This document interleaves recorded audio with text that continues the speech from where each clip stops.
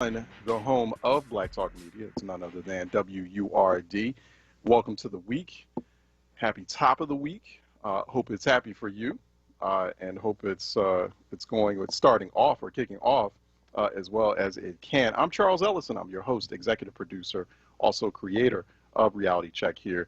Once again, we serve you up with a daily serving of politics, public policy, and just trying to unwrap and unravel quite a few issues here. We have a busy week ahead of us, quite a bit going on. Starting off at the top of this Monday edition is Harvey Rice. He checks in with us every month about the state of the city of Philadelphia's finances. He's the executive director of the Pennsylvania Intergovernmental Cooperation Authority. You should go there occasionally at PICA, PICAPA.org, to get more information on the state of the city's finances and to see where they are right now. And Harvey joins us via Skype, so you can watch him on WURD TV as well. Harvey, good morning to you. Thanks for joining us. Good morning, Charles. Pleasure to be here again this month. All right, excellent. Pleasure to have you. Revenue, I see, increased by, I think, a little bit more than 68% over a month's period since we last talked. Revenue for the city of Philadelphia, that is. What explains that? Because, we always get sort of these very grim pictures of how municipal budgets are doing right now, but Philly seemed to do pretty well between, I think that was February and March. Well, what caused that this month is that the real estate tax, the 1% early pay of your real estate tax exemption was removed for this coming fiscal year as a result of the pandemic. So what we saw were that had an impact on when people paid their real estate taxes. So instead of, when you compared it to last year, they paid in February. This year, most of them paid through March. So you saw that $320 million jump in the real estate taxes of March of 21 compared to March of 2020. So that was what caused that jump in the March tax collections. Do we anticipate that for April? We're going to, no, we don't expect that significant jump in revenue. We will wait for the whole month of April to compare the revenue from the real estate tax for 21 as compared to 2020, and to see if we're at the same level, same collection level rate as we were in previous years, or whether the impact has some effect on people paying the real estate taxes. Once again, go to PICA, PICAPA.org for more information. Also, so you can see those monthly reports, very well done, or at least, just nice briefs that capture the state of city finances as far as tax collections, revenue, how much revenue the city is generating, how much money. Just a great overview that you can get. Obviously, it's always quite a task to labor through the state of the city's finances when you do that type of research, but you could do that. A good start is PICA, PICAPA.org for more information there. How is Philly, Harvey, comparing to other cities and municipal budgets at the moment? I remember seeing this Pew Research study just recently, I think it was in March, and it had suggested that cities with, and I'm quoting it, cities with a stronger reliance on property taxes for revenue generally faced smaller projected shortfalls during pandemic. About 15% of Philadelphia's general fund revenues typically come from property taxes on the lower end among the comparison cities. It seems like Philly doesn't do too well because it relies heavily on real estate taxes. Talk about that. No, what happened with the pandemic, and when the pandemic hit and we had the shutdown, where people were working from home, other people lost their jobs, especially in the service industry, and Philadelphia is more reliant on the wage tax. So that was hit first because you had people who were laid off, the unemployment rate went up, and then you had non-resident employees, even though that they might not have been laid off, were forced to work at home. So then we have that they're not working in the city. So for that period of time, they're not required to pay the city non-resident wage tax. So that's why Philly doesn't fare right now when you compare it to other cities, because our property taxes are fairly lower than other cities who rely more on property taxes for their revenue than they do on an income or a wage tax. Mm-hmm. The other thing too, I would like to explore, Harvey, is what types of taxes had their worst month yet. So yeah, like we had like right. the revenue jump between February to March. Well, as far as like the real estate tax, but there's some other taxes that didn't do so well. Well, the realty transfer tax, that's the tax you pay when when a property is sold in Philadelphia. That suffered significantly, almost 56% decrease for the month of March, as well as what's been consistent decreases are the amusement and the parking tax. Mm-hmm. While their decrease has been significant, they raise lower revenue for the city. But the realty transfer tax was significant. And but in reading other articles and reports, we've seen that throughout the country, because of the pandemic, a lot of people are moving outside of urban centers into more rural. So that could be an impact. It's still too early to tell. Philadelphia has done a little bit better than other cities of people not moving out, but I think that could have an impact, as well as just people being shut down and not really going to purchase properties yet, and also businesses not right at this point ready to either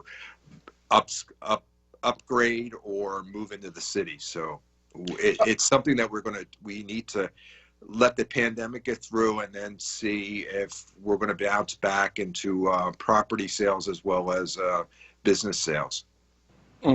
Harvey, I have a listener here who's wondering about monthly tax payments, about, residents doing monthly tax payments as opposed to yearly. I wanted to see if you got any thoughts with respect to that. There has been a lot of discussion about that.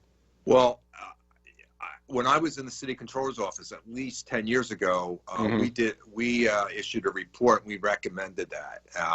And I thought that would be, it would be helpful for citizens to do their monthly budget, right? Pay that way, and plus it would be easier for the city to guide every month of those payments coming in, instead of right now, because of the last year through the pandemic, they extended the BERT, the business taxes, till I think it was the end of June or July, and the wage taxes we saw significant. So I think it would be better budgeting for the people that are paying the taxes, and I think it would be helpful to the city. So it's something that I would hope that the city would really consider. Right. Particularly when you have such like high, low income to moderate income housing, or residents who own homes, and kind of the highest ratios of that throughout the country. And that might be something that might be useful. It seems like, I don't know, like low-hanging fruit to me. Right. That's just me. I don't profess to be a financial expert, or having that kind of background of being a controller as you have. But thank you for that. And I appreciate the listener too, who just sent me a direct message by Twitter, who was listening in and asked that question. Overall, since we've seen a full year of pandemic now, Harvey, what was the total revenue loss for the city? It was about $330 million, and about 11% drop in revenues.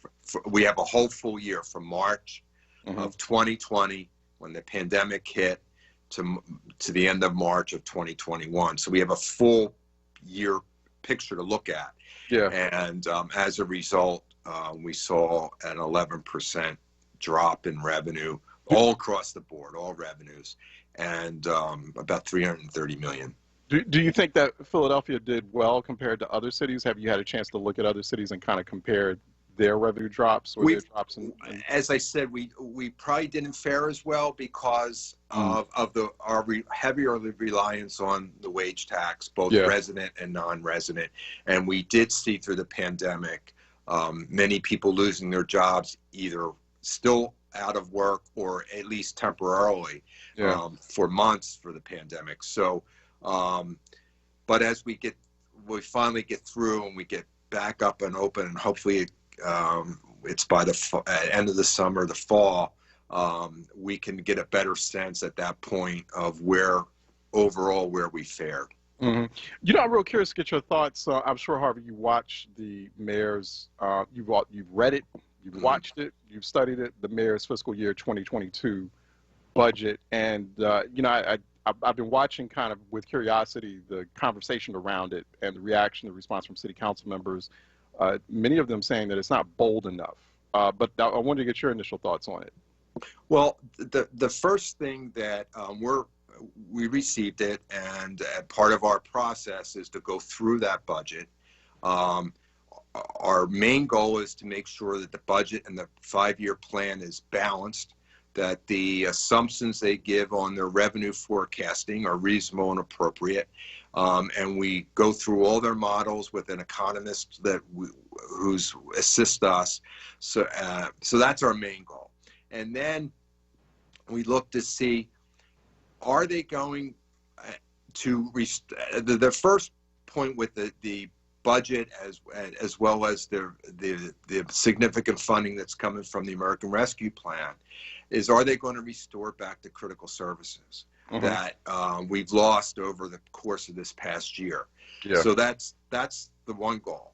And then, as I testified at a hearing in City Council, that if you're going to institute new programs, that we have to make sure that those programs, once this money comes back, is exhausted and we've spent it all, and we're getting $1.4 billion for the city of Philadelphia and we'll get half of it this May and half of it next May, and we have 3.5 years to spend it.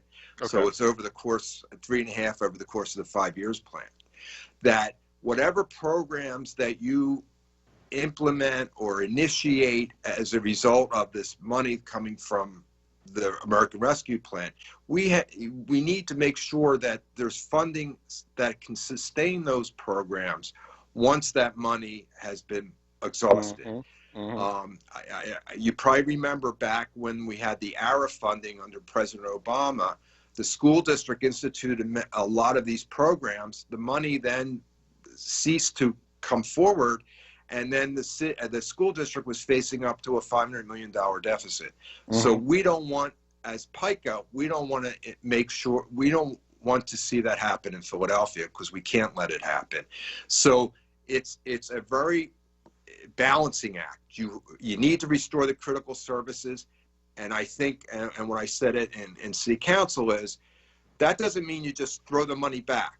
They should be measuring services, what are efficient, what are effective, what is needed, and then fund those services back, because the citizens of Philadelphia pay for them and they expect them. And then whatever money is available to start bold programs or different programs, just make sure that there will be money coming in the future, because it wouldn't be fair to the citizens to have these programs for 2 or 3 years and then have to pull back on them. Yeah, no, it's a good point. Harvey Rice, Executive Director of Pennsylvania Intergovernmental Cooperation Authority, PICA, PICA.org for more there. Also, you know, you can look at the same data that PICA has collected that we're talking about right now. If you just simply go to the website, PICAPA.org, it's simply laid out. It's a fairly easy read. It's sort of a page-long infographic that shows some of these numbers there, PICAPA.org. Do you feel overall, I mean, okay, so I mean, you just were talking about that just a moment ago, Harvey, but I mean, but overall, I mean, what you're seeing based on what the mayor has planned and what he suggested and recommended, what he's laying out, the kind of vision he's laying out, at least for fiscal year 2022, you're satisfied about the city correctly planning to the best of their ability the use of these federal funds? And also, do you feel like this is going to be, as it's starting off right now, do you feel like it's been a transparent process? You know, that's what's important to me, making sure the city is as transparent as possible, not just for me, for media. Mm-hmm. I'm more concerned about the residents understanding how much money, because you said like $1.4 billion, that's a lot of money for a city. Right. I want to make sure the residents understand like how much money is floating about, how much money is going to what program and to where it'll end up. You know, there's still a lot of confusion surrounding that, and I wonder if you're satisfied with the level of transparency. Right, and part of that is that the criteria for spending this money has not been established yet by the federal government, and that's supposed to be coming down in May. Okay. So once we receive that, then we'll monitor the city's spending on that to make sure, one, that they spend it so no money needs to be returned if there's an audit done after this program is completed.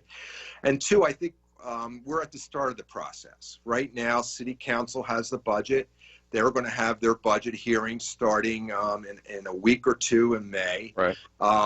And we follow those closely. And City Council will be raising very good questions of the monies that are being put into the budget for services, and whether they need to either add additional funding or decrease funding or add some other programs. Mm-hmm. So that's a process that will go forward, and then we'll in June there'll be the city will work with City Council on any changes to the current budget that's been proposed, and then City Council will vote on that at the end of June. I think their last session day is June 24th, and then once that occurs, then we will get that new adopted budget, mm-hmm. as well as the new any changes in the plan, and then we have 30 days to complete our report, our assessment, our review and analysis, make a recommendation to the PICA board, who will then vote on the plan, either to accept or reject the plan.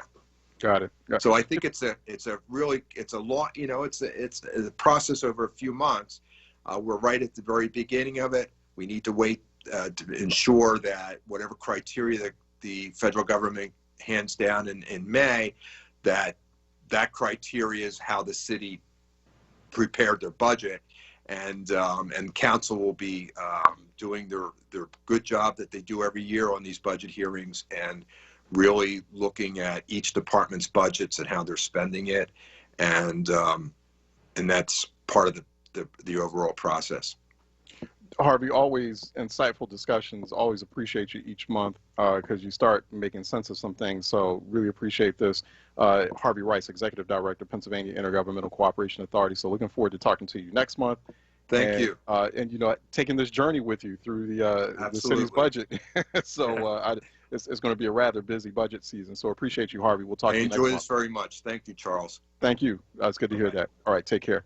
Okay, let's take a break. When we come back on the other side, we will be back here going to a roundtable session, actually. That's the typical Monday tradition here on Reality Check. So let's take a break. We'll be right back here on 96.1 FM, 900 AM, WURDradio.com, WURD TV, WURD app. Stay tuned. We'll be right back. Hey, everyone. It's Michelle Obama, and I wanted to let you know that Barack and I couldn't be more thrilled that we got our COVID-19 vaccine. This is a deadly disease, and we know the vaccine will protect us from getting really sick. It's how we'll start getting back to seeing friends and family and doing all those things we love again. So I hope you'll join me, Barack, and millions of others around the country and get your vaccine as soon as it's available to you.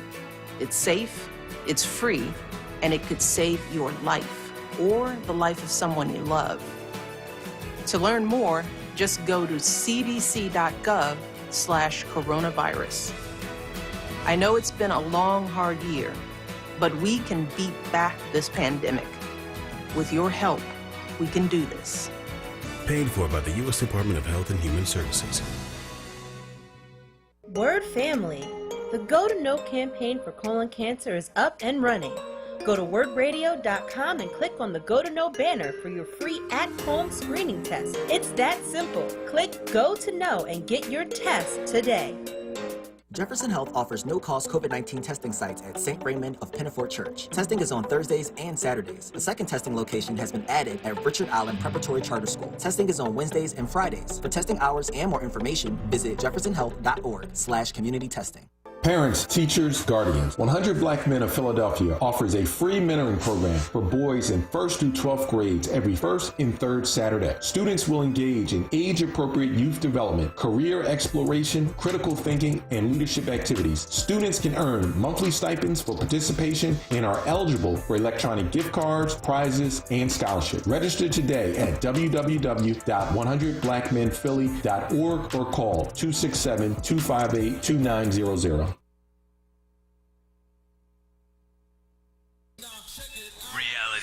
With Charles Ellison right now on WURD Radio and WURDradio.com. All right, welcome back to Reality Check 96.1 FM 900 AM, WURDradio.com. If you're listening beyond the Philadelphia area, beyond the Delaware Valley area, you were listening throughout the nation, throughout the world at WURDradio.com. You're also watching us by WURD TV on YouTube.com/onWURD and Facebook.com/forward. I'm Charles Ellison. Once again, you can catch me on Twitter.com @EllisonReport. #Reality Check. For more there occasionally, particularly on Thursdays, it's #City Council Live, and the bnote.com, which is our companion magazine. Okay, let's take we'll do some updating there as well. Joining us now is Janice Hazel. Joins us, longtime political strategist based up in Detroit, Michigan. Also former senior aide to the late great Congressman John Conyers. And the senior contributor to the Michigan Chronicle as well, and our roundtablist, our occasional roundtablist here on Reality Check. We have her. I think we have supposed to have Mo Kelly on here today as well, out in Los Angeles, Janice, but he may join us a little bit later. But in the meantime, we'll just go ahead and start with you. How are you doing? It's always good to see you. Both of us rocking our purple today. That's right. So, you in recognition of Prince. I did not realize. I'm like, you know what? That's right. Prince was rocking the purple. But you were in Minneapolis. Just real quick for the audience, Janice, describe what that situation was like in Minneapolis last week. Well, I was in Minneapolis. There, and then the verdict came down. Right. Happened to be there when the murder verdict came down, and so the vibe was definitely happy yet somber. You know, because people recognize that this is part of a continuum. You know, are we going to continue to get accountability from police officers and police departments whose go-to standard is cover up, not be transparent? And so there was hope.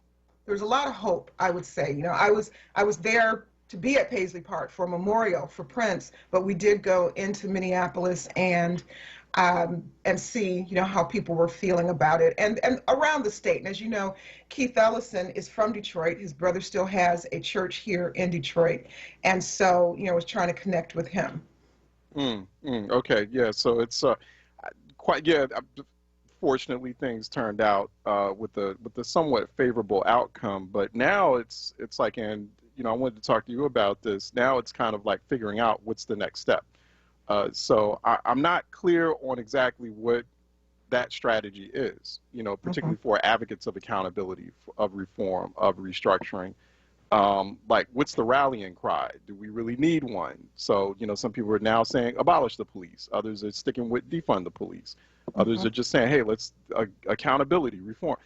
It just seems, you know, everyone, it seems, wants to get to the same place, but the rallying cry, like what to mobilize behind specifically, like even the Congresswoman Rashida Tlaib up in your area in Detroit is like abolish the police. But like, I mean, is that the way to go? Well, I'll tell you from my own personal experience. One of my brothers is a police officer, retired, DC, Washington, DC police officer, retired as a sergeant. And I have several law enforcement officers, DEA, drug enforcement, narcotics, undercover, in my family around the country. And I also have had the experience of being wrongfully arrested in Washington, D.C. And because of the ego of the officer and because of the lack of intervention by other officers in the area, the accountability is necessary. I actually sued the District of Columbia Police Department while I was working for the mayor at that time because of this godlike feeling that some of them have. And it's not just white, it is also black. So it's that blue line. And so when Congresswoman Rashida Tlaib, who is of the 13th Congressional District here in Michigan, which is the congressional district that I worked for many years under Congressman Conyers, the rallying cry does have to be dismantle and start new, which is very different from defund or abolish. And I believe that Congresswoman Tlaib cleaned that up, you know, in the fit of fury, seeing these rash of shootings over the last years, decades, but definitely in the last couple of weeks, while the deliberations were going on for George Floyd, she said, you know, get rid of it. It can't be changed. And I believe that because it's ingrained within these police departments, and these police departments are well funded. Typically, they get a larger piece of municipal budgets than other departments. So I do think there needs to be a dismantling and starting over. The training is there, but you cannot train away hatred, bigotry. You can't train that away. And what Congressman Clyburn has stated, and I do believe that's accurate also, there needs to be a different way of recruiting. I will say for my brother, who was in the Air Force, and when he came out, he was recruited because he had military experience. But that's not always the best. You know, he was a good person. He had a good heart. He was level-headed. But he will tell you that there were police officers under his command that should have been fired because of the way they treated community members, because of the number of complaints that were in their file. And that doesn't always happen. And we have videotape, just like I had videotape when I was wrongfully arrested. Oftentimes there is no videotape.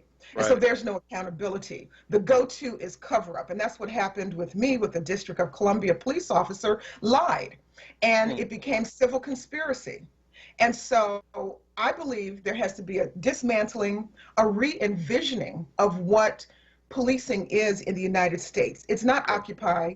It's not, I mean, there's games that some of these officers play, and we see that in these police stops, these traffic stops. Why wouldn't you come up and tell a person, I stopped you, sir or ma'am, because you have a broken tail light, or I stopped you because, no, it's this militarization, totalitarian type of ideology that has to stop. And you can't train that away. You can't train that away. You absolutely, okay, I could get with that. Because I have issues with, you know, when I heard Rashida Tlaib saying that, I was like, okay, well, you must not be talking to folks in your district dealing with, like, the high rate of gun violence. Because we talked about that last time we had you and Mo on about, like, we're going to have to balance this conversation out. Like, yes, we're going to have to put the energy into completely refreshing and restructuring, completely reimagining policing. That absolutely has to happen. But we're going to have to do something about, like, the really grim public safety situation that is happening in the neighborhoods where we grew up and where our families are still back there growing up in those neighborhoods. And those families right now are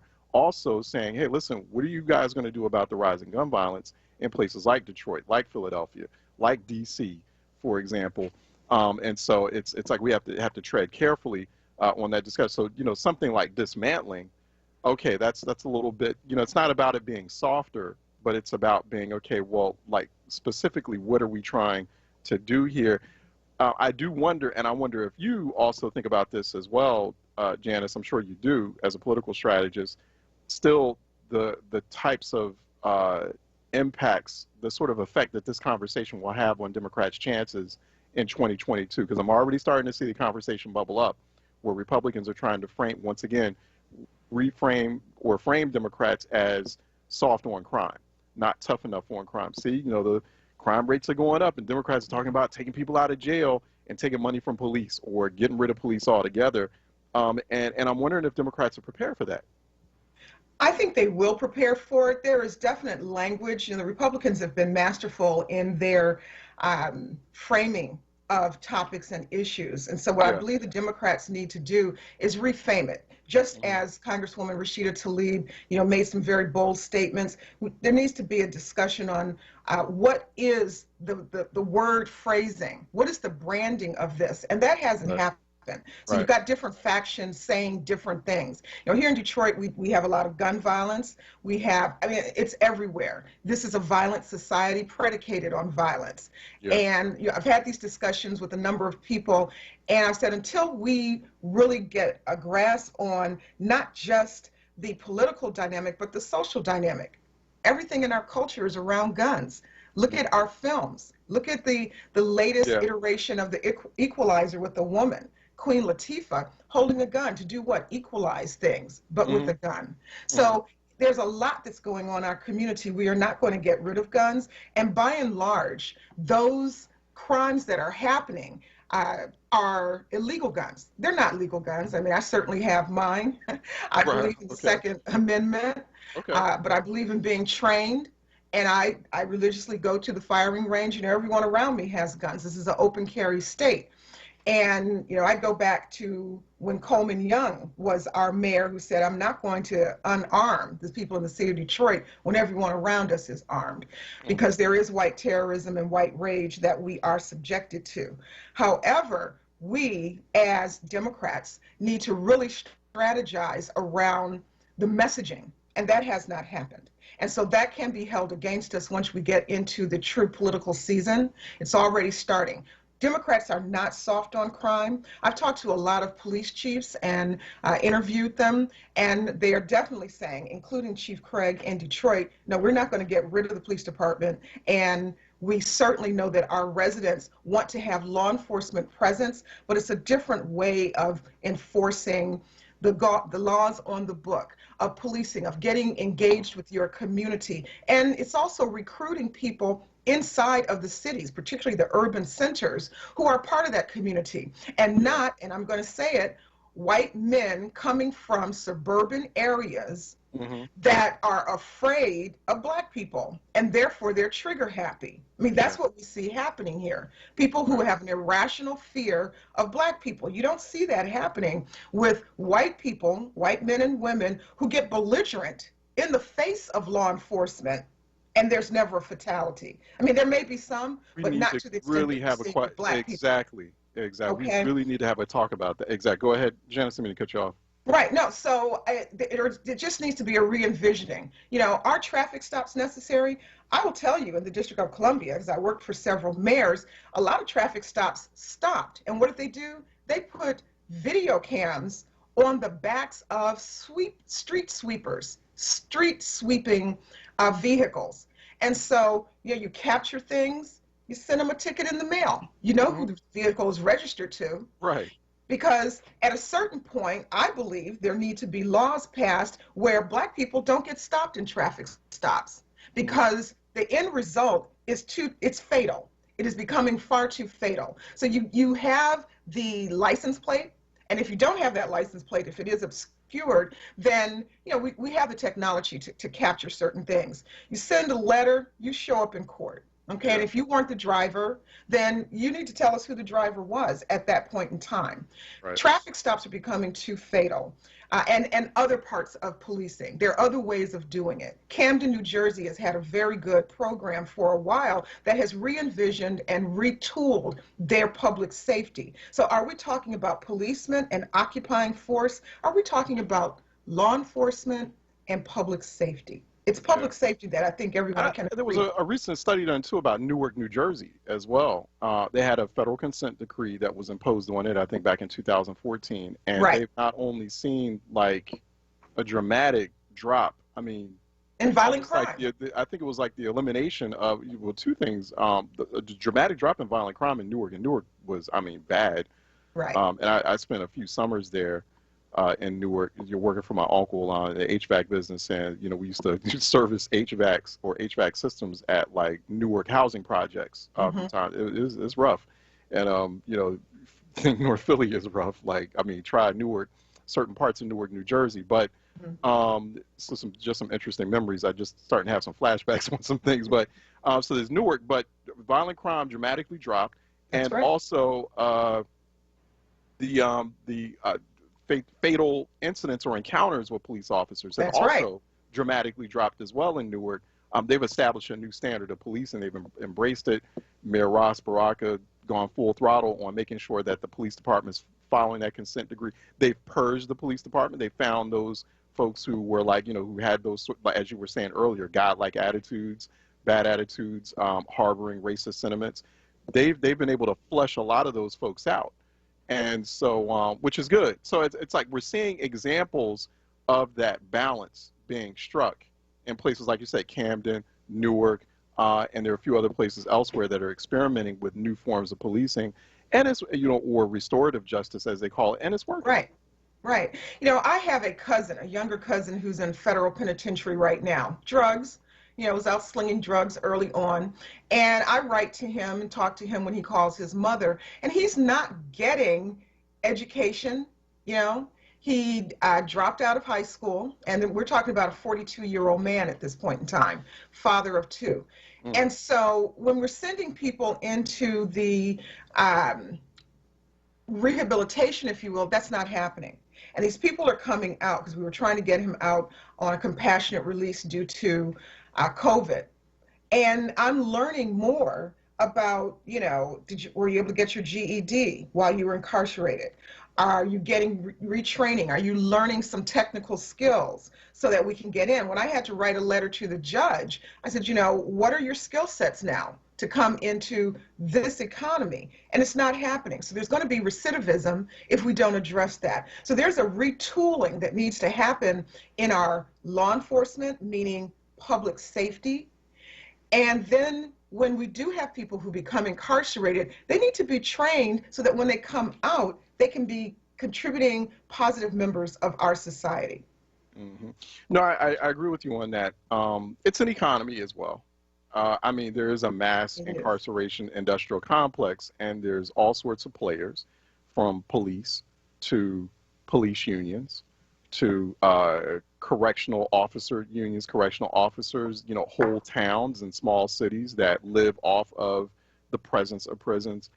So you're essentially going to be restructuring this multi-billion-dollar economy that people live off of, because they're not right now. They're just seeing it in the immediate term.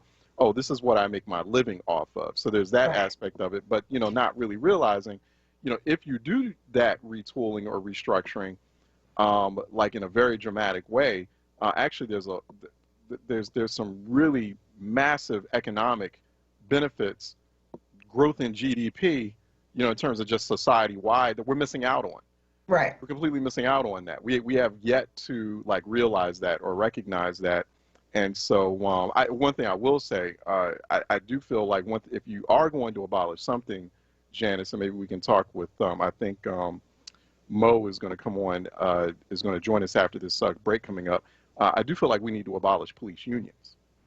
And I feel like police, since they are public employees, they're civil servants, and I know this conversation has been talked about. We really need to explore this, because police unions, the way they're operating, they're either controlling police departments, and they're like small, they're like clan organizations without the hoods. Yes. And so I feel like okay, those police officers can be absorbed into other public employee unions.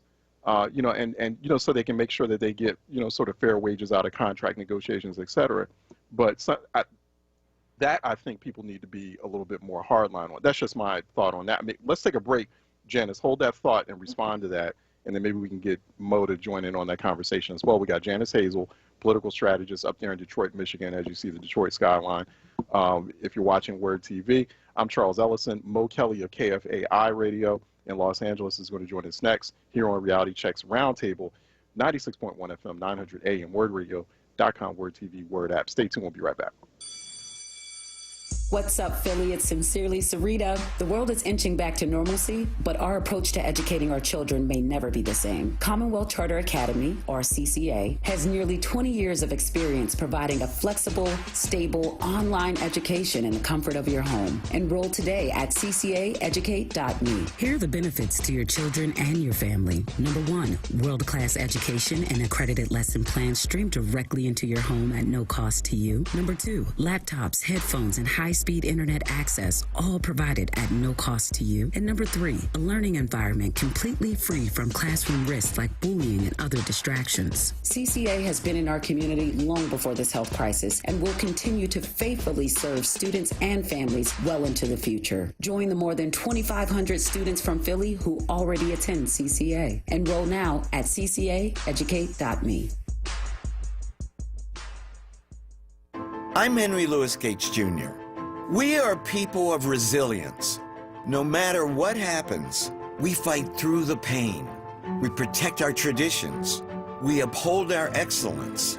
So let's protect our lives with vaccines we can trust. We can do this. To learn more about COVID-19 vaccines, visit cdc.gov/coronavirus. Brought to you by the U.S. Department of Health and Human Services. Want the latest in Word swag? Check out the shop tab on WURDradio.com. Hoodies, tees, and more in a variety of colors. The shop tab on WURDradio.com. Show the world that you're all about black. Talk Media. Spring forward to throwback. All this month, when you start or renew your WURD membership, you'll get exclusive WURD throwback swag, vintage backpacks, books, and tees. While supplies last. Offer ends April 30th. Sow seeds into Black Talk Media and grow with us. Visit WURDradio.com/join now to start or renew today. Reality Check with Charles Ellison right now on WURD Radio and WURDradio.com. Okay, welcome back to Reality Check 96.1 FM 900 AM, WURDradio.com, WURD TV, WURD app. We were trying to raise Mo Kelly. So not sure if we have him just yet. We're going to have him join by phone. Go ahead and react to what I was saying, Janice, about abolish the police unions. That's something I think that I'm a bit more like hardline on. I do not like the way these police unions are operating and having so much control over local and state police departments. Well, I'm going to have to push back on that a little bit. You know, I come from a union town. My father was a UAW man.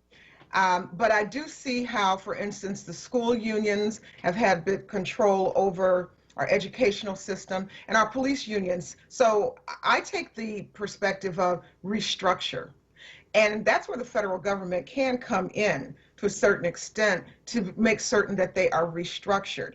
There is a lot of control in these police unions, and there is some good that they do, but they cannot be, as you said, a controlling force. They cannot be negotiating in the opposite of the interests of the populace. And that's what we are seeing now. So there's restructuring that needs to happen. And I think that we can go in, and there can be some federal legislation designed to help effectuate that.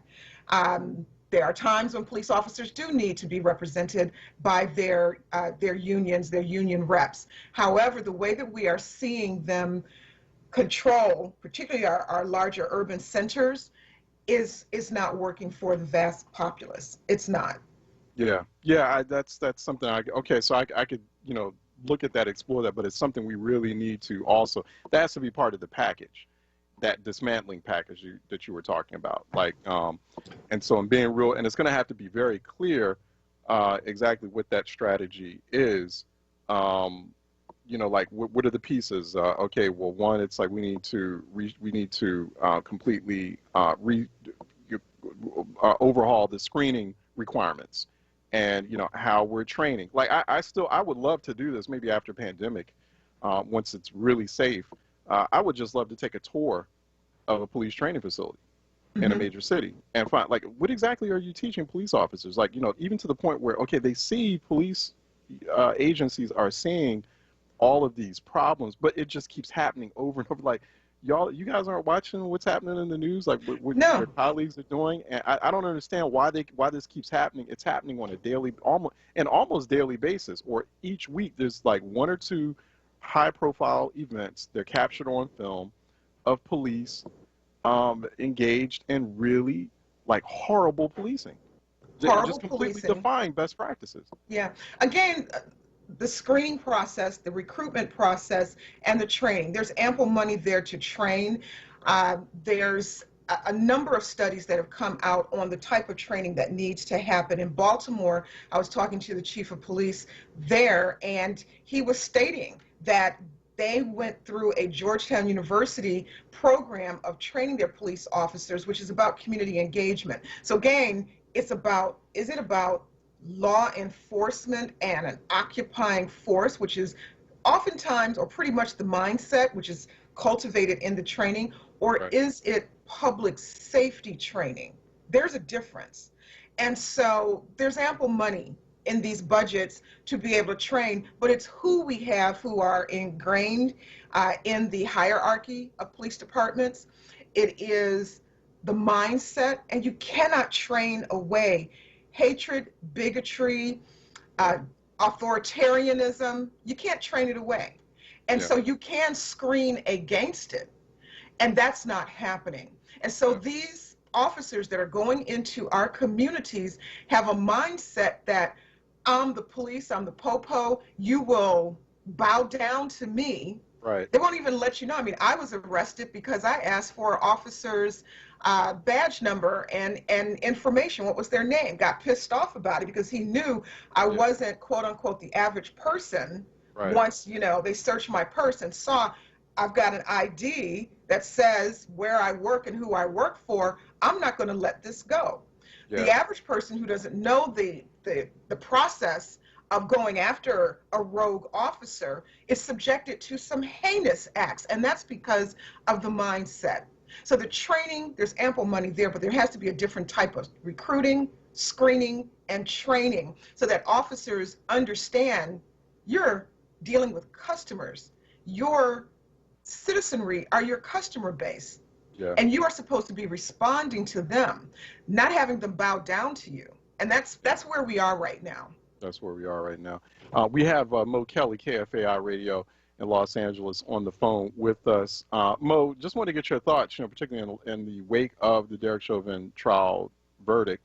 And we're having a conversation about exactly what that dismantling of police. We just earlier said, I don't know if you had an opportunity to hear it, Mo, but we were saying, can't be, we're going to have to like really refine the messaging here as we move forward with this need to completely overhaul policing as we know it, not abolish, not defund, but dismantle. We do need to dismantle and start anew. But I want to get your thoughts, Mo.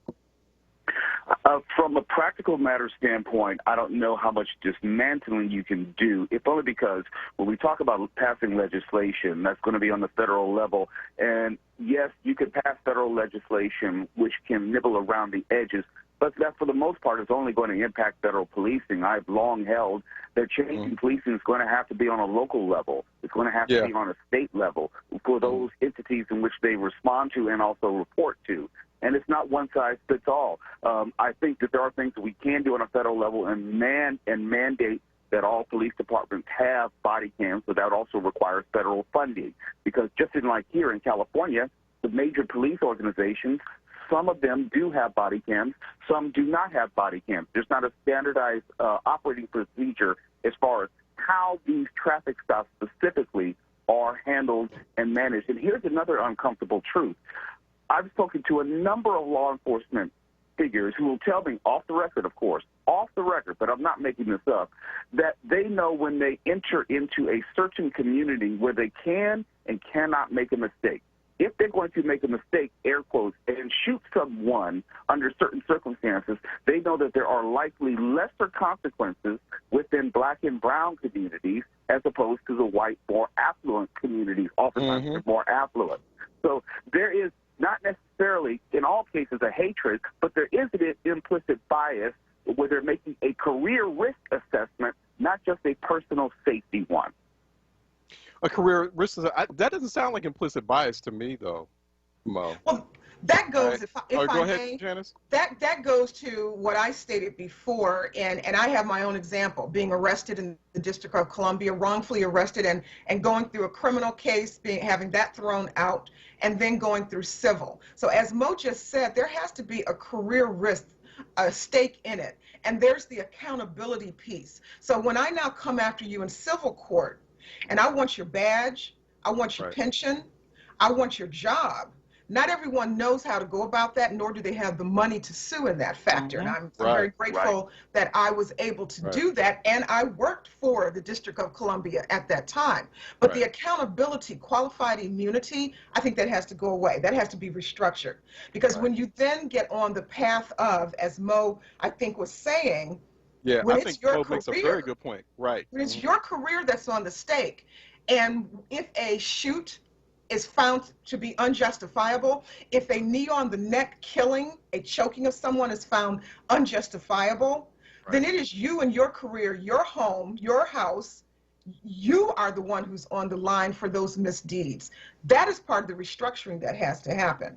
Yeah, yeah. And Mo, you make a very good point, because it's not even just like a comparison between just Black and brown communities overall, or low income, vulnerable, economically distressed Black and brown communities, and the relationship with police versus white affluent communities. I mean, I see that playing out in, like, middle class Black communities don't have to typically deal with that, like, say, like whether it's suburban Atlanta, like DeKalb County, or it's Prince George's County. And well, certain parts of Prince George's County, like outside the Beltway, Maryland, that's an affluent, high income, majority Black community. Oh, and it those happens police, there. It happens lived there. in Prince George's County, and it happens there. It happens. It's gotten better in recent years compared to now. I know what you're talking about too. Like, especially back in years before, it's still a problem. 80s and 90s, yes. Oh yeah, it was bad. It was bad. But these days, it's like the police. They know there could be consequences, because they don't know, like, who that particular middle income Black person in Prince George's County they may stop, and who they're connected to. So, but it depends. But it's that outside the Beltway where it's like the houses are like $500,000 to $1 million versus inside the Beltway where it's like, okay, I think we can get away with it. You're very much right, Mo. That career risk assessment is there. Go ahead, Mo. Well, there's also something that we need to do, and that's better educate the general public. For example, in Minnesota, when you have not one but two judgments in a civil sense of $20 and $27 million paid out for two different cases, and that comes out of the general fund, not out of police pensions. People need to understand that these settlements are being paid by our own taxes. We as citizens have a vested interest, having nothing to do with unlawful policing or how we feel about these implicit biases against Black and brown people. We, just as taxpayers, are paying these settlements, and we have a vested interest in not paying these settlements. Now, this goes back to also accountability. If there could be some way where we change the law, this is legislatively, I think, where we can make a difference. We change the law, if you're going to get rid of qualified immunity, and then put either the officers or the police departments or somehow, or there has to be some sort of financial accountability for the officers that lay citizens are not paying for, so they actually feel the pain. Because these police departments, if they do something wrong, well, they know that the city's going to pay out millions of dollars, and it doesn't impact them. It's not like that they lose a portion of their budget because officers are going rogue. Yeah, I think you're absolutely right. Well, that's where and they've been experimenting with this, and there've been a couple of studies done on it. Professional liability insurance. Right, and that's exactly the direction needs to go in. I will say in the 80s, 90s, the early 2000s, I drove sports cars. I drove Corvettes and was stopped all the time. And I mean, the typical traffic stop in Prince George's County, where I lived, and in Washington, D.C., where I lived, and I did live on Capitol Hill, so those are expensive homes, and it was routine. And this was Black and white officers. It was, let me see, your driver's license, your insurance, your registration. Everything says Janice Hazel. But then the question is still, well, whose car is this? Right, right. Because it's the assumption, you must have a drug dealer boyfriend and you're, driving his vehicle. No, it's my vehicle. But right then and there, it becomes a confrontation. I've already shown you all the information. And what is this traffic stop for anyway? Right. You know, there's nothing wrong with my vehicle. My tags are in order. I don't have a broken tail light. And that again is the mindset of some officers, that they are a occupying force, not public engagement and public safety. So that, I mean, that's where the dismantling and the restructuring and the re-envisioning has to happen. And to your point, Mo, final thoughts on this. Yeah, I mean, there's a lot of that change does have to happen on the state and local level, really. And so, I mean, this also presents, going back, Janice and I talked about the political calculus heading into 2022. This presents an opportunity for Democrats who are, you know, the most likely to push forward those types of reforms. This presents an opportunity to really mobilize people around those state and local elections, particularly those state legislative elections coming up next year, right, Mo? Absolutely. But, you know, we have to make sure that it's laser focused and say, hey, in this election, we're voting for X, Y, and Z. I know here in Southern California, we're really pushing for the LA County Sheriff's Department, which has never had body cams, to get body cams. So we have to be laser focused on a local and state level. Yeah, no, it's very important. You know, people have to understand like that because they're seeing things like George Floyd, Justice and Policing Act, and they think, oh, this is it. You know, we got to get this passed and the problem solved. And, you know, it's just like I keep telling people, you know, you've got to turn out for these state and local elections. I mean, you know, and very few people do. You know, they just wait till the every 4 years big presidential election and not realizing that the laws, the policy changes that are most impactful to you as soon as you step outside your house, even when you are in your house, are what's happening in the state capitol, is the policy crafted in the state capitol and your city halls. Exactly. Yeah, I mean, as you know, we've got a number, over 39 laws in the Michigan state legislature that are taking us backwards, Jim Crow 2.0, you know. Yeah. And we are, I think there are a number of grassroots organizations that are seeking to inform our voting populace. And but that's got to continue. That's got to continue. And you know, I know that you're getting towards the end of the show. I wish we had been able to talk a little bit more about the strength of the Congressional Black Caucus and getting some of these other bills. You know, the hate crimes legislation that we just saw enacted with regards to Asian Americans. You know, I sat on the Hill working for Mr. Conyers when we were dealing with the initial hate crimes acts in the 90s, and then they were enacted in the 2000s. And I'm not seeing the political force of will that I know I saw with less members of the Black Caucus when I was there to actually move some legislation forward. And we were dealing with some very hard-nosed Republicans at that point in time, also in the 80s, 90s, and early 2000s. I mean, we have 58 congressional black.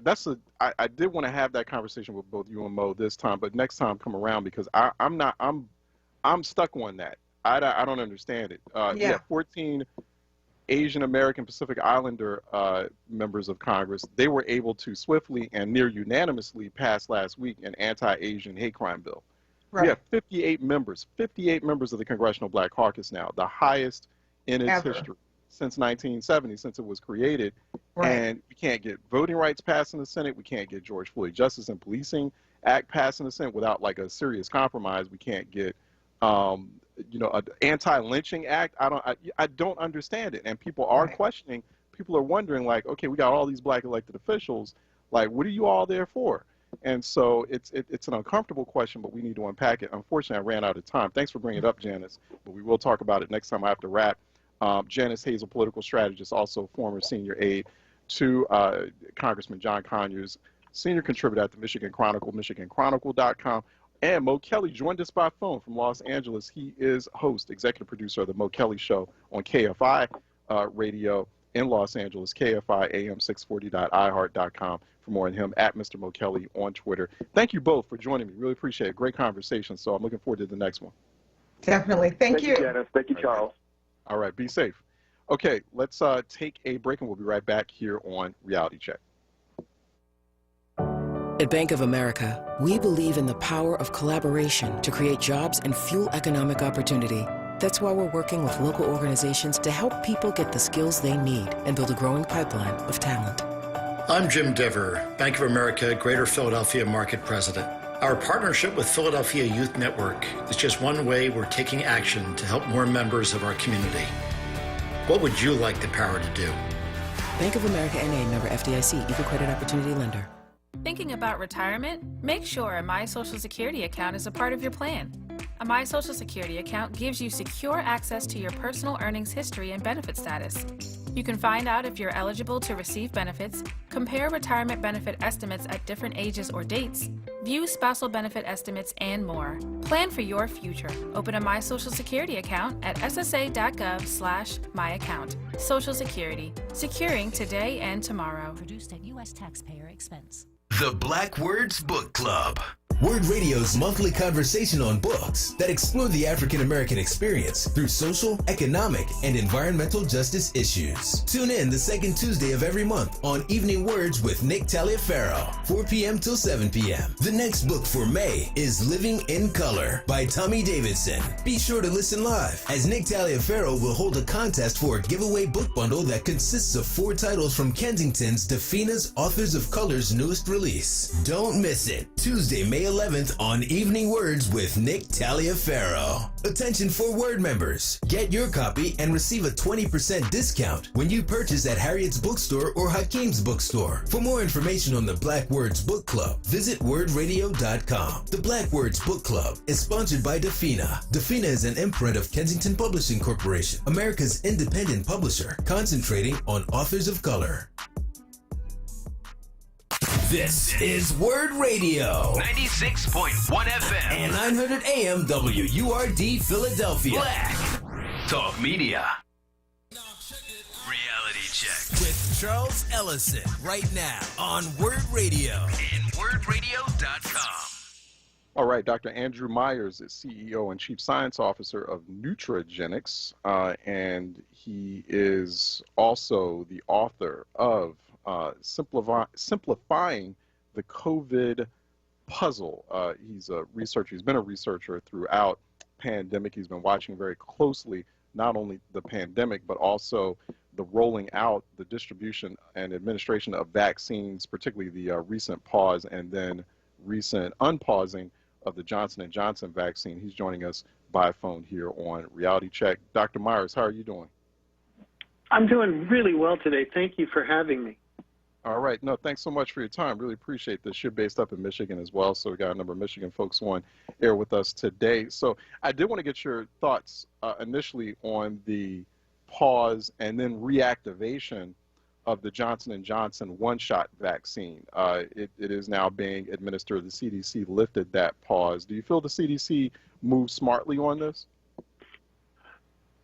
Given the context and environment in the U.S., I have to say, yes, the CDC acted with caution.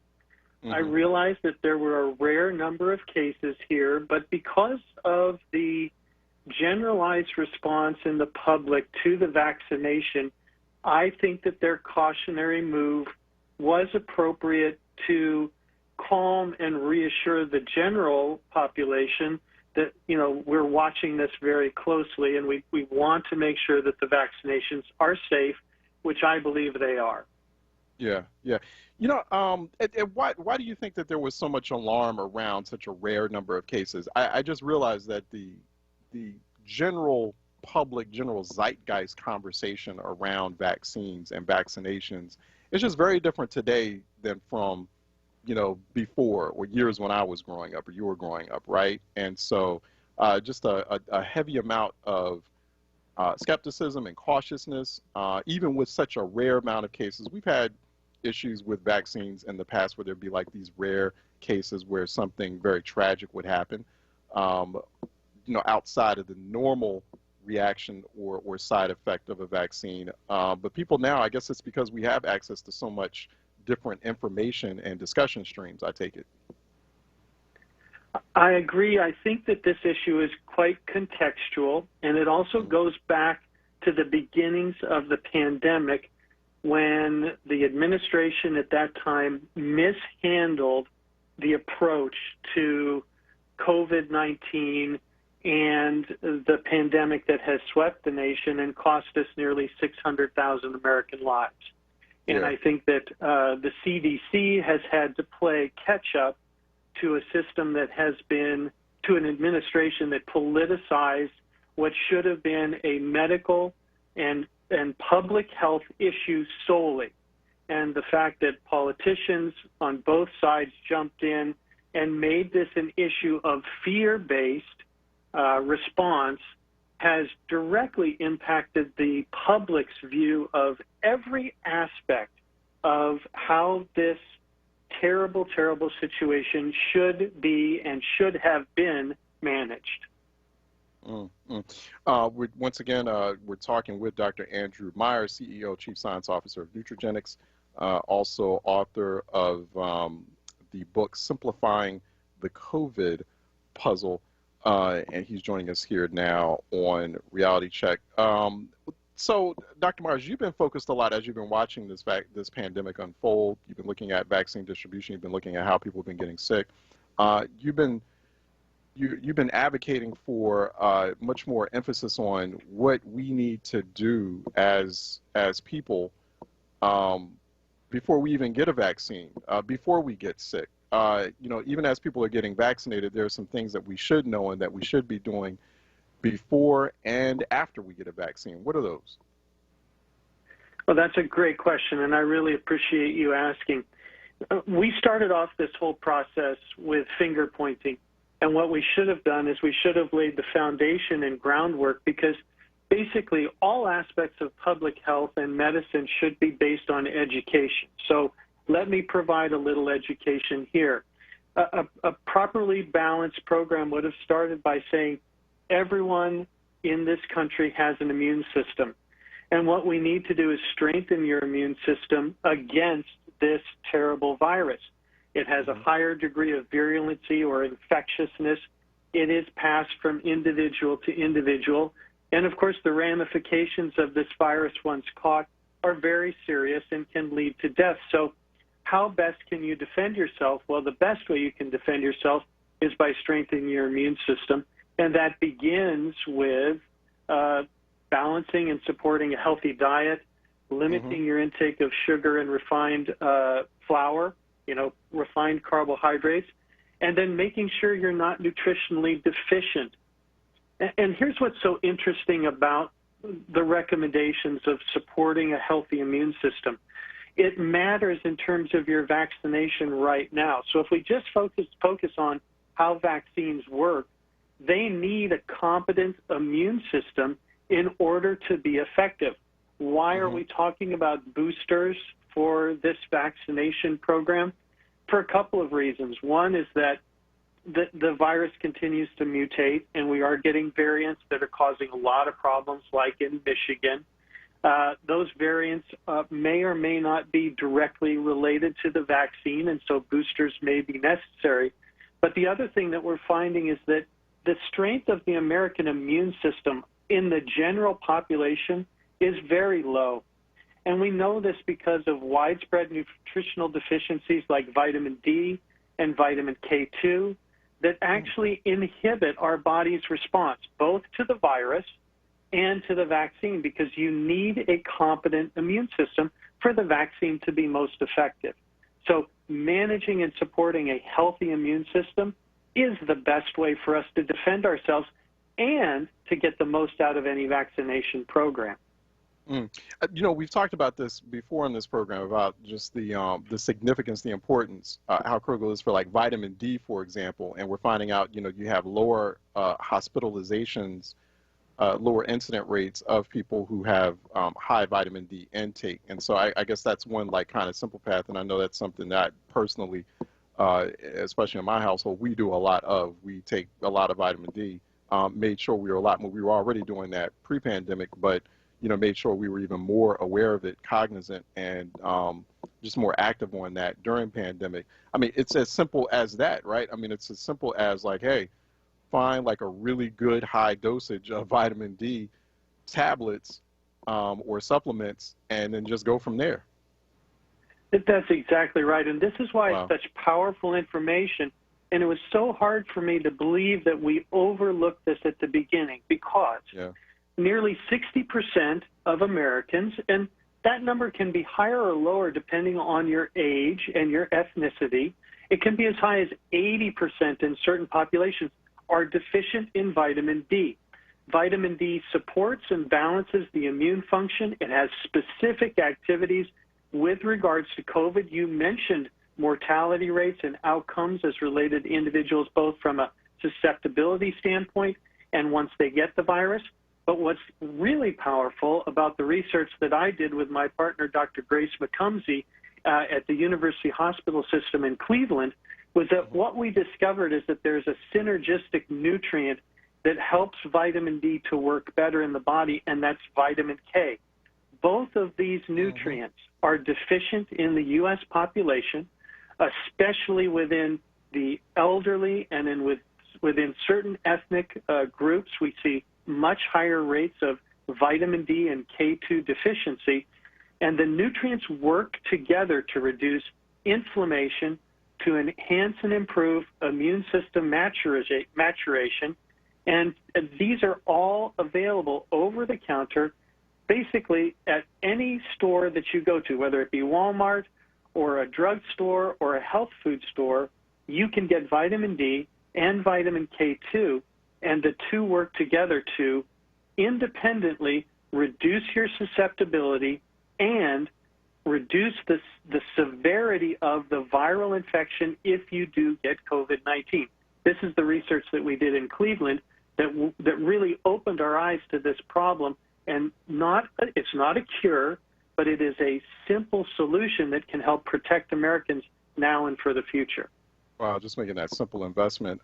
We're talking with Dr. Andrew Myers, CEO, Chief Science Officer of Nutragenetics. I do apologize for that, Dr. Myers. I think I might have said the name wrong, but it's Nutragenetics.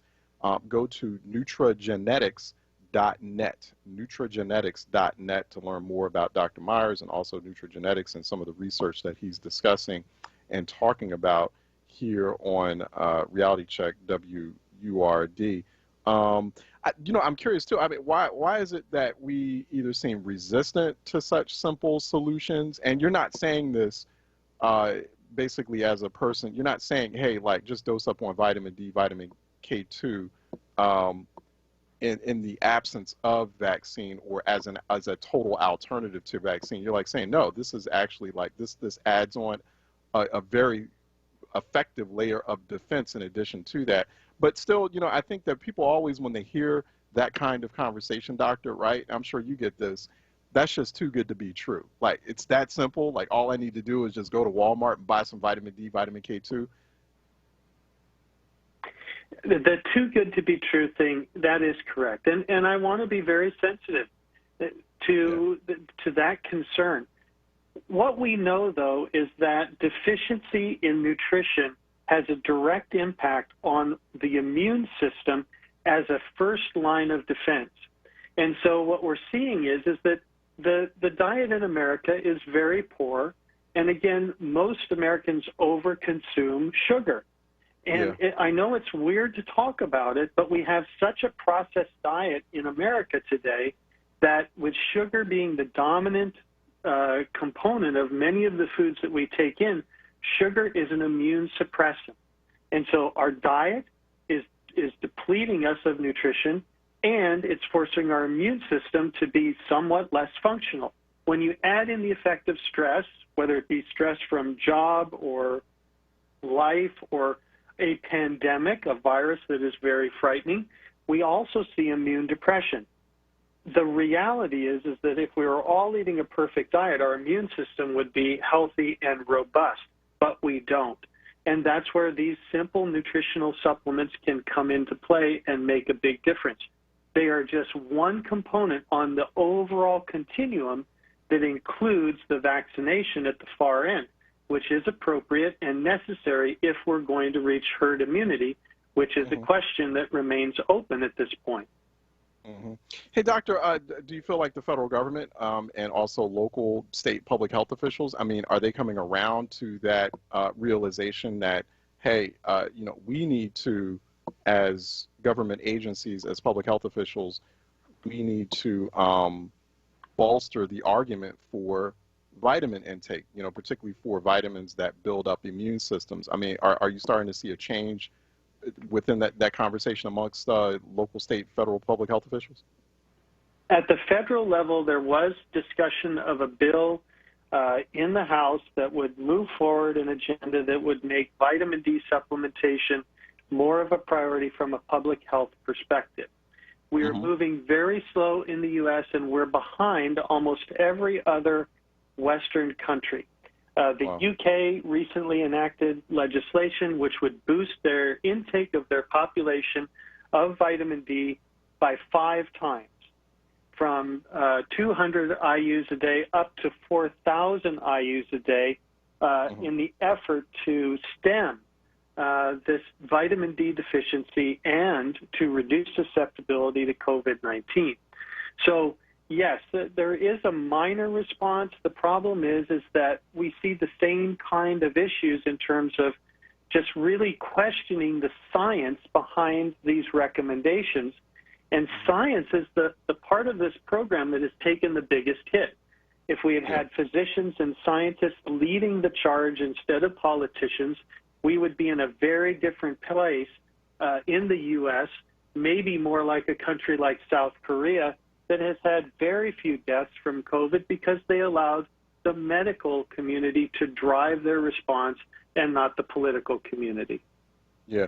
Dr. Myers, there are listeners who are asking, they're calling in, they're listening intently to this conversation, and so they're asking 2 questions here. One is, I just want to clarify for them, we are talking about vitamin D as in David. So vitamin That's D, correct. very essential vitamin, and a combination, if you can add vitamin K, K2 to it, just as good. And then I have like I have my aunt listening into this program too in Philadelphia, and she just like sent me a photo of cod liver oil, which is a source of vitamin A and D, and she's like, yep, she's like, that's why every day as kids, and so did our mothers and fathers, took this every day. She's like, so she just underscoring like, yep, she's like, remember the healthy habits we grew up with. But they are asking, doctor, what are sources of vitamin D and vitamin K that we need to know about, particularly if we're not ingesting it through supplements or tablets, what are certain foods that we should be eating? That's a fantastic question. And here's the problem, is that vitamin D we currently fortify milk with vitamin D2. And vitamin D2 is relatively poorly absorbed and not as effective as the supplementation of D3. So I'm not in essence trying to push supplementation. What I'm trying to say is that dietary intake of D for most individuals is extremely low, and it's very difficult to achieve an appropriate level of D3 intake without supplementation.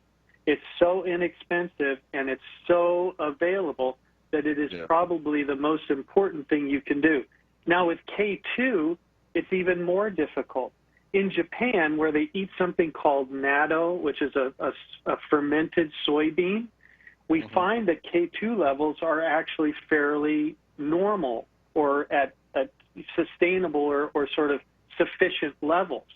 But in the U.S., source forms of K2 include liver, which is a strange, not something that we generally eat anymore, and egg yolks, which have a very low level of K2. So once again, deficiency is because of a lack of intake from diet, and supplementation is really required. Yeah. So thank you for that. Thank you for that clarification. I think a lot of people out there appreciate that as well. So you're going to have to look for supplements. Go to your grocery store, local grocery store, or Amazon has plenty of supplements, and then you can make kind of for example, you can sort of make comparisons between different types of supplements, look at the reviews, see what other people's experiences are with those supplements. Do your research.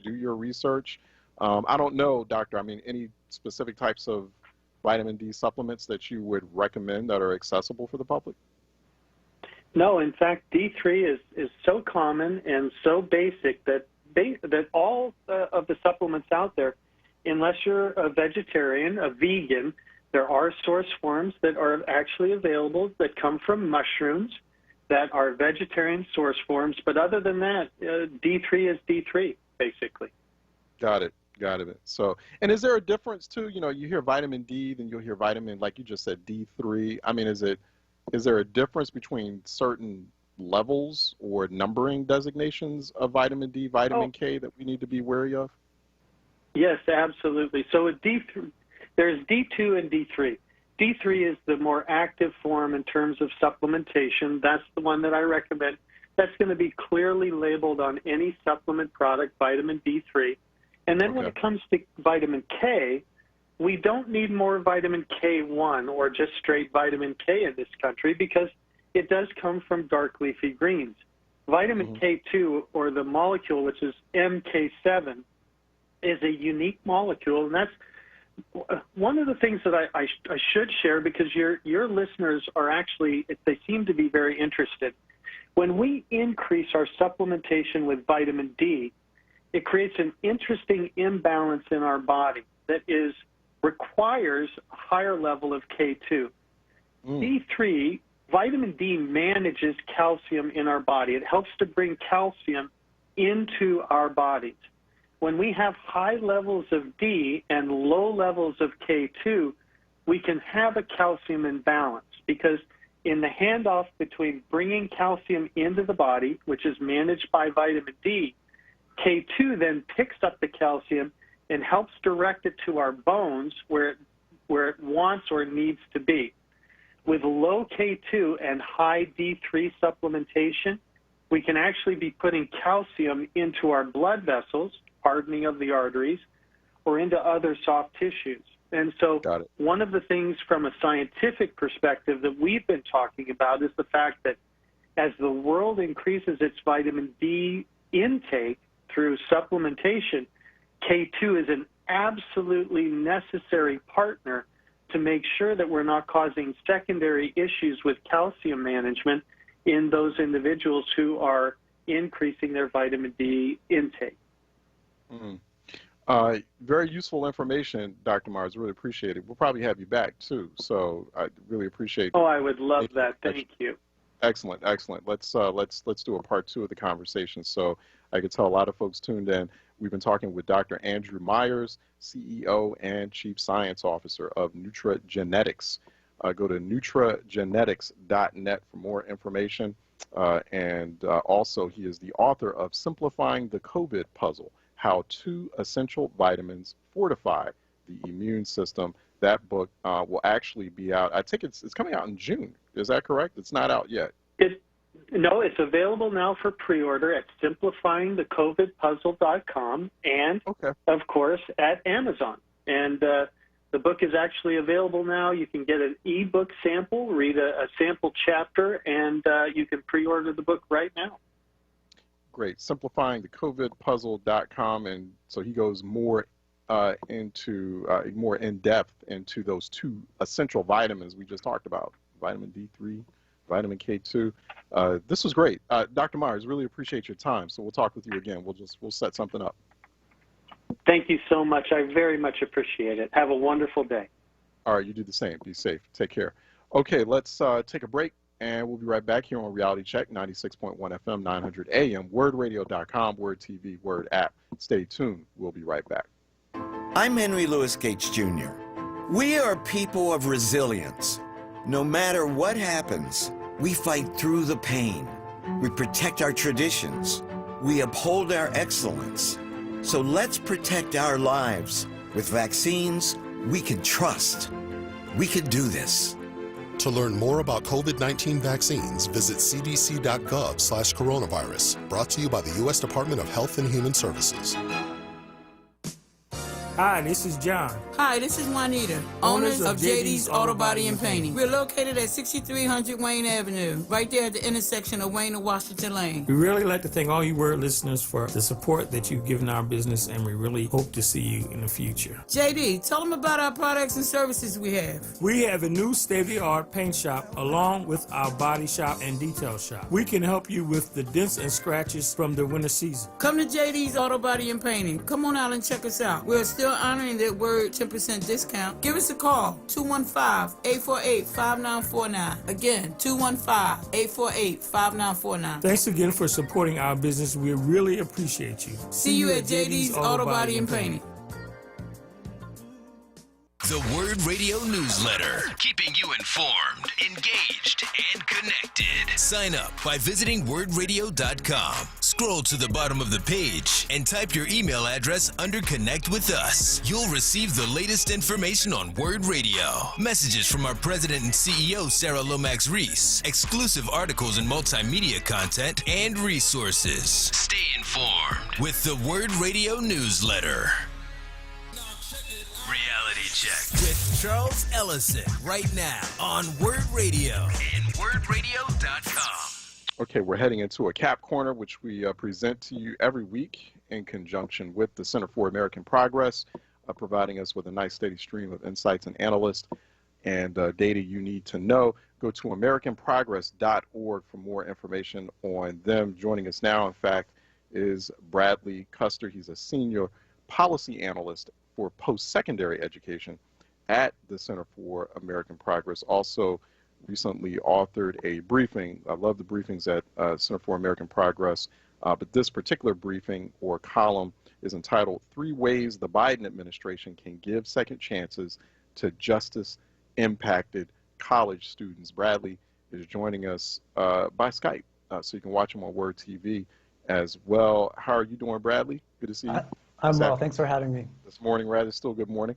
When we say justice-impacted students, what do we mean by that? A justice-impacted college student is a person who is enrolled in college and who also had some previous involvement or had been impacted by the criminal justice system. Okay. That usually means either they are currently incarcerated or formerly incarcerated, or they have some kind of criminal record. Usually that means either a felony conviction, but it can also mean even misdemeanors or a history of arrests. Got it, got it. And how severe is that problem? When we talk about justice-impacted students, some who are already in, some form of post-secondary education, some who would like to go to college but can't get in there because of that criminal record. How big do we see this problem right now? Colleges and universities have been requiring applicants to disclose their criminal history on college applications for over 15 years. Okay. And the last time that a researcher looked at this was in 2015, and they found that over half of public four-year universities and 80% of private four-year universities require students to disclose criminal history information. Now, we don't have good numbers on public community colleges, but that practice is much less common at community colleges. Mm-hmm. Now, what we don't know, though, is how many students get locked out of college completely because of that practice. And that's because institutions are not required to report that kind of data to the state or the federal government. And so a researcher would have to go to every single, there are almost around 4,000 colleges in the US, and they would have to go to those institutions individually to ask how many students applied and disclosed criminal convictions, and then how many of those students were denied or admitted, and we just don't have that data. Don't have that yet. That's interesting. So you're saying just as of like 15 years ago, they started this requirement to apply for college. Did something happen? Like that's fairly recent. That's some fairly recent history when that happened. So what prompted that? What prompted suddenly the higher education community to do this as a standard practice? That's right. For most of American higher education history, colleges were not asking anything about criminal history in the admissions process. I think that the practice started at some institutions in the late 90s. Some people have attributed things like 9/11 and campus shootings to the rise of this practice. The people who originally thought it was a good idea, thought that having this information would make campuses safer. But the research that we have on this topic shows that this practice seems to have no effect on campus safety. And that's probably because the vast majority of crimes that are committed on college campuses are committed by people who do not have a past criminal record. And so this practice has sort of spread across the country, but now we're seeing pushback, and there's a movement to ban the box on college admissions applications. Yeah, so we have this problem, ban the box or the box being there on job applications, and it's the same. I didn't realize that it was such a problem that it's being researched heavily until I sort of looked at your briefing. I read your column, read your briefing at the Center for American Progress, Bradley, and then just doing the research, I'm like, oh, okay, this is an interesting issue. So we know we know private universities more likely than public universities to engage in this practice. I guess there's some liability questions there. They feel like, well, if something happens here and we knew that the person had a criminal record. I mean, how do you kind of started at that just a few moments ago, but yeah, I mean, if I'm a college administrator or a college university president, I'm worried about the liability. But you're saying the research shows that I shouldn't have to worry about someone with a former criminal record. But I mean, and that could be a wide variety of things. Like, for example, someone not who was just involved in or was charged for possession of drugs or dealing in drugs. But what about, someone who had engaged in sexual assault? And that's a big issue on college campuses. So how do you assuage the concerns of college presidents, college leadership, and also students? You're right. That is a big, an important issue right now that's been happening on college campuses, and that is, this issue of sexual harassment, sexual misconduct, and sexual assault. And I can understand sort of the hesitancy to advocate that, certain students have more access to higher education given that landscape. But again, I would say that the sexual assaults that are happening on college campuses, by and large, are not committed by people with a previous history of criminal convictions. So the target there is wrong. There are better strategies to prevent campus crime, including things like sexual assault, than denying people with a history of theft or drugs or any other number of convictions. Denying those people access to higher education is not the answer to creating safer campuses. Right. And I mean, you actually, the less educated of a society you have, the more violent a society you have, the more crime-ridden a society you have. I mean, that's one of the reasons why we find ourselves with high rates of crime in certain spaces, certain areas, locations, and communities. You start looking at education rates. I mean, there's that direct correlation. So I mean, if you're trying to overall as a society become less crime infested or less crime ridden, well, you want to educate your citizens as much as possible. That's right. One of the best ways to prevent crime in the first place is to see students through their K-12 education. Right. And what we also know to some degree about college programs that are offered in prisons, those programs also have positive effects on keeping people from committing crimes in the future. So on the front end, on the back end, education is the answer. Yeah. I mean, it's kind of that's sort of no-brainer right there. And speaking of K through 12, Bradley, how much do punishment, suspension, and expulsion pipelines, we call them school to prison pipelines, in K through 12 contribute to this problem of justice impacted students, right? I mean, is there, you finding any correlations there? The questions on college applications about criminal convictions are right alongside questions about school disciplinary history. Mm-hmm. And so when colleges use a student's history of school discipline, like a suspension or expulsion, to deny that student college admission, they are really creating, serious problems, because we know from good data from schools, which are reported to the U.S. Department of Education every year, that students of color and students with disabilities are disciplined at much higher rates than other students. So then if colleges are then using that information to deny them access to college, they're perpetuating that barrier to education. And so as much as I advocate for colleges to stop asking about criminal convictions, I also advocate that they stop asking about school disciplinary history. Yeah, it's, and it's always been that ongoing joke, about your permanent record. That's serious. That permanent record joke is not really a joke. I mean, it's something that's systemic. It's been going on for a very long time, and it's disproportionately impacting Black students, brown students, disabled students. you know, or, you know, maybe students with sorts of like what are termed as like maybe intellectual disabilities, but, you know, they're still like more than ready to enter a college environment. And, you know, another thing too is, you know, like, how do we align this cause, Bradley, with the larger issue of an unaffordable college education? Because there's like, college is just, even more and more, it's like becoming extremely unaffordable. So like, is there a way to sort of, you know, improve on that issue while we're improving the chances, the fates of justice impacted students?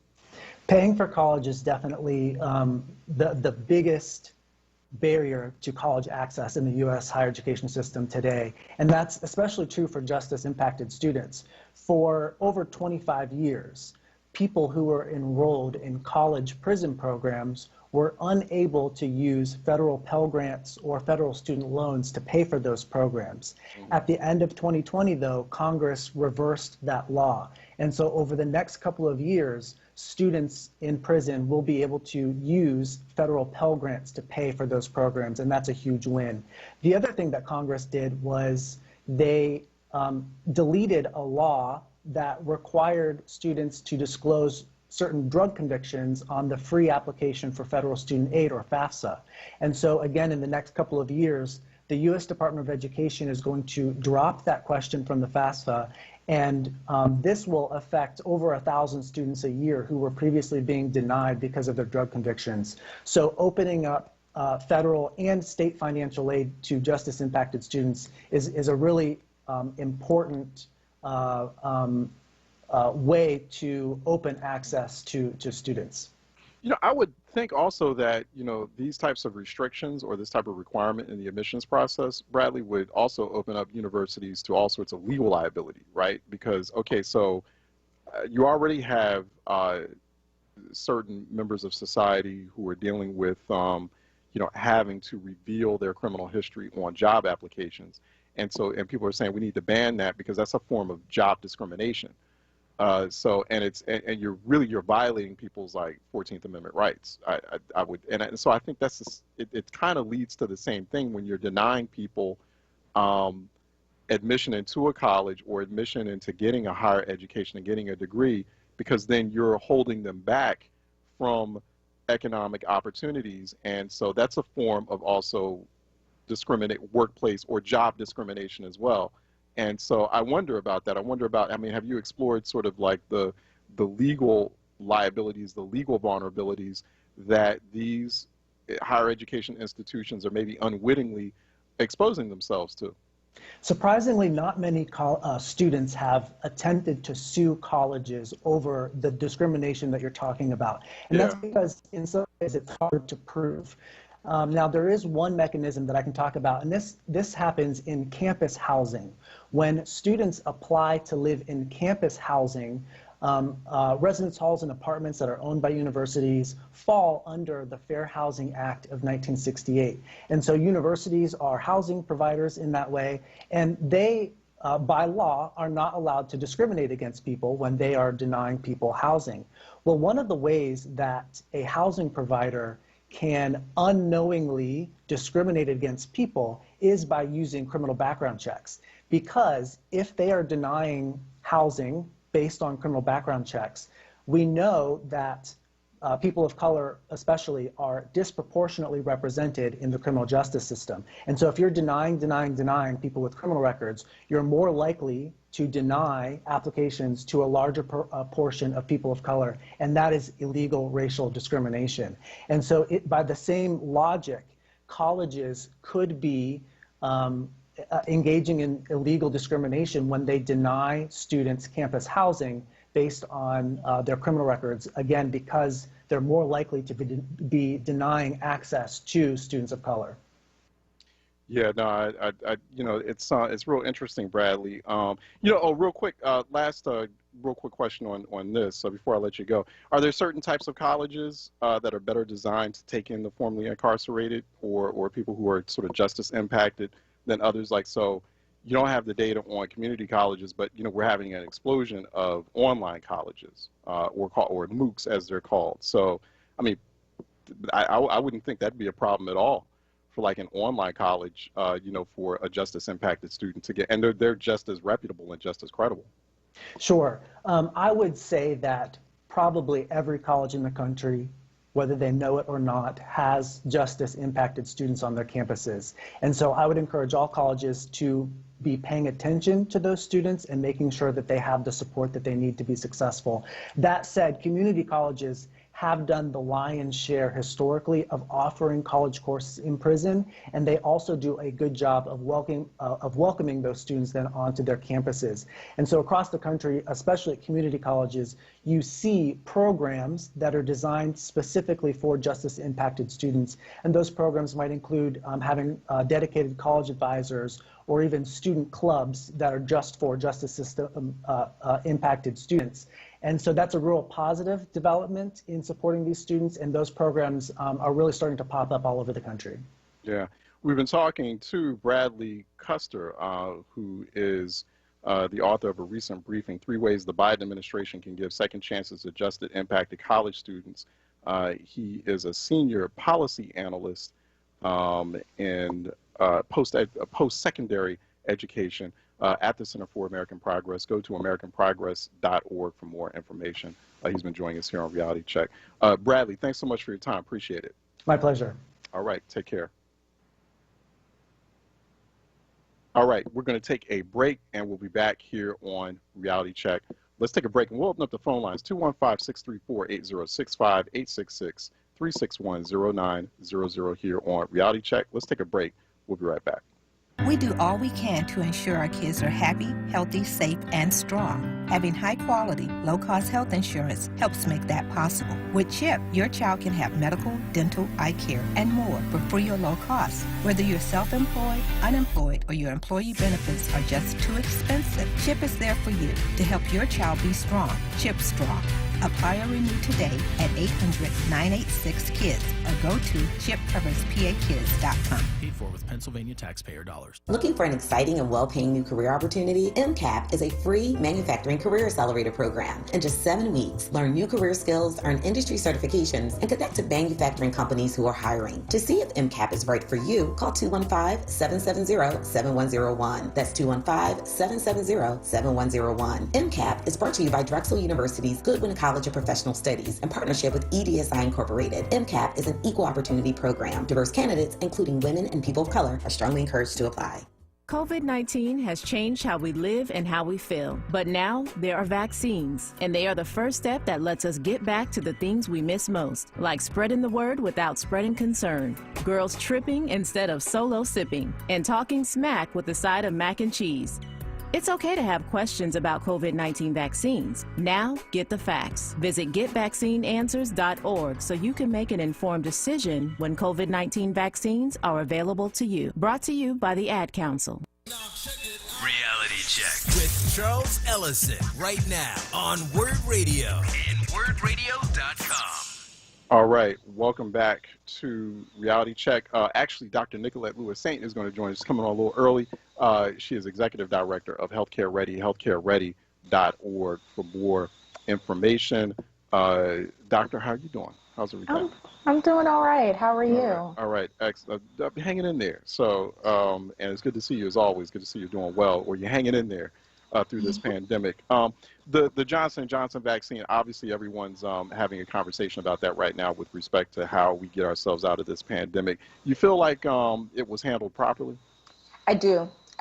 I appreciate the fact that the adverse reporting system is, and I know we've talked about this on the show, did its job, allowed for there to be a signal that there was something that needed to be investigated.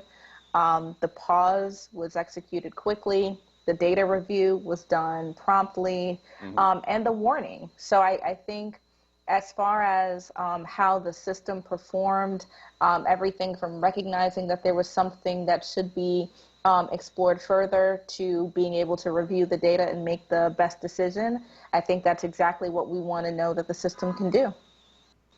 Yeah, I think that, but you know, one thing I'm real curious about is, I had another doctor on just about a couple of segments ago, and he was talking about, we were talking about vaccines, but he was also talking about the importance of vitamin supplements, which, interestingly enough, I've had people on before. I'm a little bit annoyed by a listener who's accusing me of not having folks on before to discuss like the importance and the significance of vitamin supplements. I'll get to that in a minute. But well, I know I've had, in fact, I had about 3 black doctors on. I actually started off that conversation on this program with like 3 different black doctors, including one who happens to teach at Howard at an HBCU, talking about the importance of vitamin D, vitamin K. But anyway, and you've asked me these questions as well, so right. I know we've talked about it also. Right. I think you're one of the 3 black doctors. I probably have 4 now. I think about this. So I'm like, it's like people are trying to bully me into having specific people on this program. It's like, I'll book who I want to book. It's your show. Right. So I'm sorry, I'm just annoyed because I got an email from him. I'm like, excuse me? Like, and I happen to know this person. And I hope that they're listening in right now. So I was like, what? Excuse me. So anyway, Charles came in with the "come for me" attitude today. Right. I'm just annoyed. I'm like, okay, you want to smoke? Okay, let's go at it. So anyway, not to go off too much on track here. What I noticed is what I was asking him was that we're having different kinds of conversations about vaccines than we ever had before. Yeah. And I guess it's because people are being tapped into multiple streams of information, whether it's good information or not. And so I'm real curious. I mean, they were very rare cases. And I'm not saying this as a form of standing for J&J vaccine. I'm just saying that it was 15 cases. It was very rare out of the millions of doses that had already been administered. What do you find curious about that? So the number, as I saw it this morning, was 8 connected cases, 15 million doses administered. Yeah. So and this isn't about a particular product, that like the first thing you got to remember is the fact that we can track 8 specific outcomes from 15 million doses is important. That tells you the level of seriousness with which our public health systems are taking the reporting of adverse events. How many instances of anything are we able to pick up a signal as small as 8 out of 15 million? So to me, that's part number one, and that's separate from the vaccine. That when we talk about the skepticism that people don't actually care what's happening once the vaccine is in the arm and all of the those comments, I think that flies in the face of that criticism, because we're seeing it, like, with specificity what's happening here. Yeah. We got better science now than we did, say, like even when we were growing up. Right. 20, 30 years ago. And the reporting system that we're using now isn't new. It's about 20 years old, and it keeps improving and building on itself in ways that allow for us to use the system that we use for flu vaccines for the COVID vaccine. So we have the system that's been improving. I think what you see, though, is we still have this deficit, especially in our country, as it relates to how we explain science, right? So the science, and I'm not an educator, but the science education gap is a part of the challenge. So how do we talk about how to interpret this warning? How do we understand, what the concern was related to blood clotting? It was actually a pretty specific population of, women under 50. And the reason that there was concern specifically was because it's a rare condition, and the way to treat it was not consistent with the treatment of other types of blood clots. And so all of that put together, my concern was, are we handling this signal of potential concern? Are we looking at the causation? Because the other thing is 8 out of 15 million, it's not, without looking at the data, you don't first know if it's related to the vaccine itself, or if it's a rare event that may show up in 8 out of 15 million people, right? So that's the other part that you have to be able to tease out. I think what it means, though, and the reason that I think we're talking about it so much, is there's a really important role that the J&J vaccine plays in the vaccination expansion as it relates to being able to vaccinate those harder to reach populations, whether you're hard to reach because you do not have the ability to take off from work twice to get 2 shots, or if if you're transient, if you are housing insecure. There are a lot of reasons why it may be difficult to get somebody not just to come in for the first shot, but for the second one. And so having a 1-dose solution that is safe and effective is really important. I think that's a part of what we're trying to make sure of, is that however we roll out that vaccination and engage that option, because it plays a strategic role in the vaccination campaign, that we're able to do that well. I mean, it's fascinating too. I mean, on the second dose, right? Because there's some reporting showing that like we're having like 8% or more of people, we're still kind of wrapping our heads around that, are missing their second shot, their second Pfizer or Moderna shot, which is alarming. That's like, I think it's like 5 million plus people that have missed their second shot. And and you're right. I think one aspect of that that's not being captured in the conversation or in the assessment of that is how people are like afraid to, as folks are kind of slowly getting back into the workforce or whatever, they're like, or, they're having to deal with other issues, household issues. And then we're having that more, it's like voting. Right. You have like, lower income populations. It's hard for them to like take time off or to, totally reconfigure their day, recalibrate their day. And then especially if they have limited transportation options, to just do something as simple as voting. Employers are still not trying to help with this. I mean, we're all trying to get out of the pandemic. And I don't understand. I mean, employers still giving like employees, we're still having situations like that where for the most part, like the workforce or the work corporate space is saying, oh, you know what, I'm not going to give you time off to go get your second vaccine. I think there's a class issue rooted in this, though, right? So, I think many employers are leaning towards giving people time or extending flexibilities.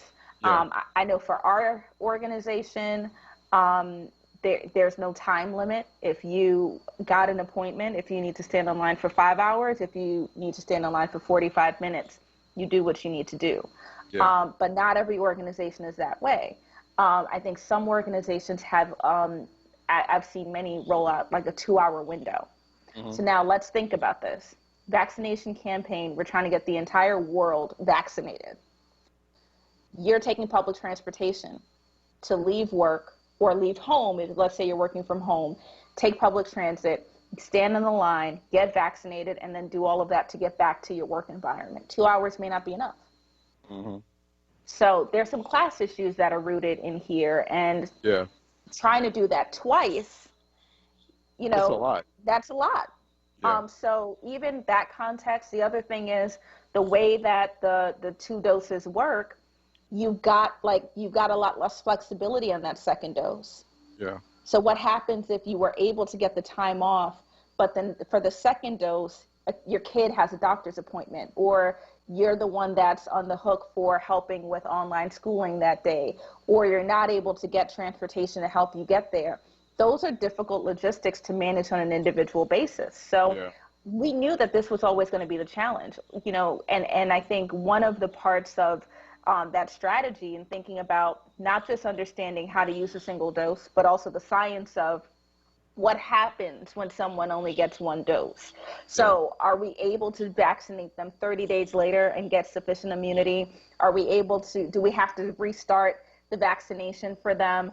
That's the kind of science that's being figured out right now, because 8% is not a trivial number. And when we're dealing with outbreaks like what's happening in Michigan, and we're dealing with variants that we're very concerned about, having those people who have some immunity but not complete immunity is a concern.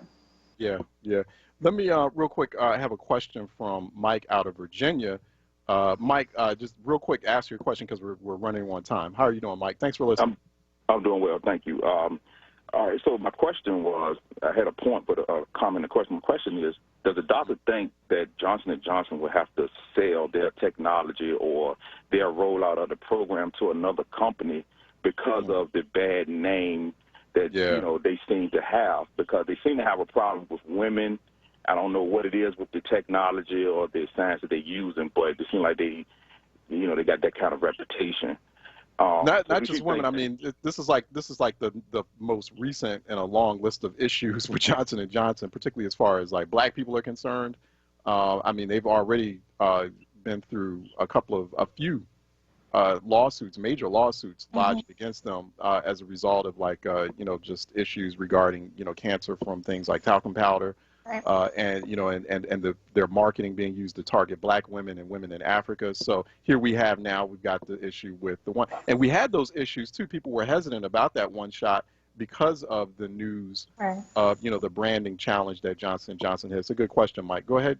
Yeah, so I think there are a couple things to think about here. One is that Johnson & Johnson has been contracting with other companies to help with the production of the product. Are they going to just sell the technology wholesale? I think that's very unlikely for a number of reasons, the least of which would be branding. But I think there's another thing to remember here, and this is not in defense of the company. It's thinking about the breadth of the products that Johnson & Johnson makes. I think we have to take each piece by itself, right? That's a large company, and however you interpret large, it's bigger than you'd imagine. And so the breadth of the products that they make, a big part of their business is women's health products. So the talcum powder issue being one lawsuit, I need to separate those in my mind from how their biologics and their biotechnology is doing vaccine development. And so I don't see them doing that. I don't see that being a solution. I also think as an accountability measure, that doesn't do us any good. So the idea that there's a technology that's done by a company, but in the interest of the brand, the company sells it to another company to say, hey, like, we just don't want our name on it. No, I want to make sure that we're holding the company who's doing the development accountable, and that we're able to trace and understand who did this work and how they went about doing this work in a way that's safe for patients. And from my understanding of the ways they're trying to make changes, that's part of the reason they even leaned in to understand this data as well. So I don't see that happening, and I don't think that's something we should be encouraging as a strategy. I think what we should be encouraging is the continued push for scientific transparency and accountability as it relates to how products are being rolled out, how they're tested to ensure that they're safe for all populations, and how those protected classes of populations and people we're most concerned about are being protected in that process of development. Yeah. I mean, I know it's going to be an ongoing conversation, and I'm already starting to hear the conversations in chatter, and this is one of the reasons why, like a few months back, Dr. Ivan Walks and myself, we co-authored a piece that was in the Philadelphia Inquirer. We were saying, warning the medical community to don't get too caught up in the percentages of like efficiency, efficacy. We've been taking flu shots for a long time. Dr. Walks at this point, that's just like 40, maybe 50% effective on a good day. A good flu vaccine is about 45%. There you effective. go. Yeah. Right. We haven't been talking about that all these years, and so, but I'm sure there's going to be a conversation about, okay, well, now that Johnson & Johnson is coming back, where did those Johnson & Johnson doses go? Who's more likely to get them? We're just going to have to kind of delicately and in a very efficient and accurate way have those conversations. I'm sorry, Nicolette, I got to let you go. I got to bring on our next guest, but Dr. Nicolette Lewis-Saint is at Healthcare Ready. Go to healthcareready.org for more information. Always good to see you. Good to see you. Take care. All right. Okay. Let's take a break, and we'll be right back here on Reality Check. Hey, everyone. It's Michelle Obama. Barack and I are so thrilled that we got our COVID-19 vaccine because this is a deadly disease, and this vaccine will protect us from getting really sick. Getting vaccinated is safe, and it could save your life and allow us to start getting back to seeing friends and family again. We can do this. To learn more, go to cdc.gov/coronavirus. Paid for by the U.S. Department of Health and Human Services. The Mattress Man is a second-generation family-owned mattress specialist business since 1988. Open 7 days a week, located at 7421 Stenton Avenue. The Mattress Man discounts Serta, memory foam, orthopedic, and ComfortTech mattresses every day. You deal directly with the owner, Julian, to ensure you get the best price and best service. The Mattress Man offers same-day delivery on most models to most areas. Ask about the WURD discount. Call 215-424-5550.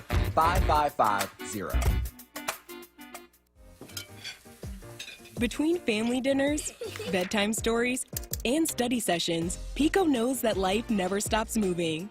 So if you need help paying your energy bills, there are financial programs available, like the Customer Assistance Program, or CAP, that offers a monthly credit that can lower your gas and electricity payments. Learn how Pico can help keep your life moving with CAP. See if you qualify at pico.com/CAP. The Pennsylvania Horticultural Society supports WURD and presents the 2021 Philadelphia Flower Show, Habitat Nature's Masterpiece, June 5th to 13th, now blooming outdoors for the first time ever at FDR Park in South Philadelphia. Safely enjoy 15 acres of blooming gardens and artful floral displays, shopping, entertainment, and new food and beverage options, including park picnics and beer gardens, taking place outdoors this summer. Tickets and details available at phsonline.org. Lifting every voice till earth and heaven ring. This is WURD Radio, 96.1 FM and 900 AM WURD Philadelphia. Black Talk Media. Reality Check with Charles Ellison right now on WURD Radio and WURDradio.com. All right, welcome back to Reality Check 96.1 FM, 900 AM, WURDradio.com, WURD TV, WURD app. We'll have the phone lines over waiting on our next guest, actually, and I just saw her on Twitter. She is expected to come on. Congresswoman Frederica Wilson, representing a congressional district in Florida. She should be on shortly. Wilson.house.gov for more information. She represents Florida's 24th congressional district, so we're just waiting for her to come on. In the meantime, we'll just go ahead and open up the phone lines, 215-634-8065, 866-361-0900. No, I wouldn't call out. I'm not, and I know the person's annoyed with me. I have an enormous amount of respect for this person who reached out to me. I would never put their name out there like that, but I thought that it was important enough because I don't want there to be a conversation to make it seem like, he brings on the white doctor, because that was the point that was being made in this listener email that I got. Oh, you bring on the white doctor to talk about, vitamin D, the benefits of vitamin D3, vitamin K2 to bolster up your immune system in a pandemic, but you didn't have black doctors. Like I've had the first people I had on to talk about the importance of immune boosting were black doctors. I love when people give me suggestions for specific guests to come on. And actually, this particular person, if they've had a suggestion, I've brought on, I've actually liked those suggestions. I brought those guests on. I don't mind when people go through normal channels or they reach me directly and in a civil way without accusing me of anything, say, hey, you know what, listen, to expound on your discussion or to even make your discussion better, I recommend these people.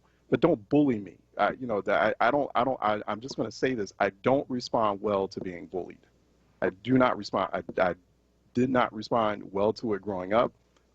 It's one of the things that drives me in the way that I go about having certain conversations and addressing certain issues. I don't like bullying. Do not bully me because every great now and then I get a person or two who will try to, or a certain person who really wants to come on who will attempt to bully me into coming on the program. No, there's a process for that, and there's a civil, polite, and professional way to approach me or to approach producer Troy Wilmore about bringing certain people. If certain people are that pressed to come on this program, to have that discussion about certain vitamins and supplements and how to do immune boosting, I'm happy to have that conversation. You know who to reach. You can reach me directly, and I'll put you in touch with like Troy to set it up on calendar. One thing I won't do, and I did it once before, I didn't do my due diligence enough, and I made a mistake and had a person on here. I'm not going to bring on people who are going to hint at or actively promote in a public way not getting vaccinated. I'm not going to defy public health protocols and the measures that we need to get out of this pandemic as a whole community.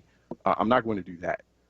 So just adding kind of an asterisk to that conversation. But no, I was looking at that, and I had to respond to it and react to it publicly. Because it just came across my screen. I'm like, excuse me? Because part of the insinuation there is that I'm preferring white expertise over black expertise, and which is definitely has not been the case in the many years, because I broadcasted before I came on WURD. Actually, my first radio broadcasting assignments were on Sirius XM, and I used to bring on black experts quite a bit on that particular Sirius XM channel that was at a stage where it wouldn't do that. So I was kind of pioneering that whole, presenting black experts and guests on a variety of issues to large national audiences. So I didn't take too kindly to that. Anyway, bring on, she's joining us by phone, Congresswoman Frederica Wilson. She represents Florida's 24th Congressional District. Go to wilson.house.gov for more information. And she joins us by phone here on Reality Check. Congresswoman, how are you doing? Oh, fine. How about you? All right, hanging in there now. It's good to have you on. So I wanted to get you real quick, first, your initial thoughts on where we go from here in the wake of the Derek Chauvin verdict last week. And, for example, how are you and your colleagues planning on or talking about passing the George Floyd Justice and Policing Act? Well, we're putting a lot of pressure on the Senate to pass the bill, and we only need the Democratic senators to stick together, and we're hoping that Tim Scott would join us, and that will make 51, and it will pass. So the qualified immunity is the sticking point, and we're hoping that we'll be able to work through that. Mm-hmm. I have not heard of any Democrat in the Senate who is challenging that particular section. So we know it all rests in the hands of Senator Scott and in the hands of the Republicans. So you feel like that's we're kind of hopeful. Do you feel like that's a credible compromise? Because that's what Senator Tim Scott is saying. He feels that the door is open to pass the act, but it's basically don't touch qualified immunity. And qualified immunity is a big sticking point. I know one of your other... I don't feel like we should get rid of... No. We're gonna have to put pressure on him to... he's a black man, too, now. Mm-hmm. And he represents South Carolina. And I'm sure he's been stopped numerous times, and I'm sure that he has members of his family and of his constituency base that have been stopped. So he needs to see himself as a political in a political posture for his name in history right now, because all he has to do is to agree with us and vote for it, and it will pass. Hey, Congresswoman, your thoughts on, you have a lot of advocates, some progressives, who say that that act, this bill, is not tough enough, doesn't have enough teeth in it, and that, anyway, we can't reform this type of misconduct and abuse and violence that we're seeing from police. And so do you feel like it's strong enough? Well, there's that one aspect of the conversation. Is it strong enough? And then two, I mean, it's really only making changes at the federal level. The real change, and I had this conversation earlier on in this program with some other guests who were saying that the real change in policing is going to have to happen. I agree. This is a first start, and this is what the federal government does. We're, whatever we put in place, it will be effective everywhere. But you can't put everything in one bill and then everything is not the same in every city, every county, even every municipality even. I'm from Miami-Dade County, and I had the opportunity in 2010 to put in place a consent decree over the city of Miami police because they had killed 7 black men in 7 months, 7 unarmed black men in 7 months. And President Obama was just elected president, and I was just elected to Congress.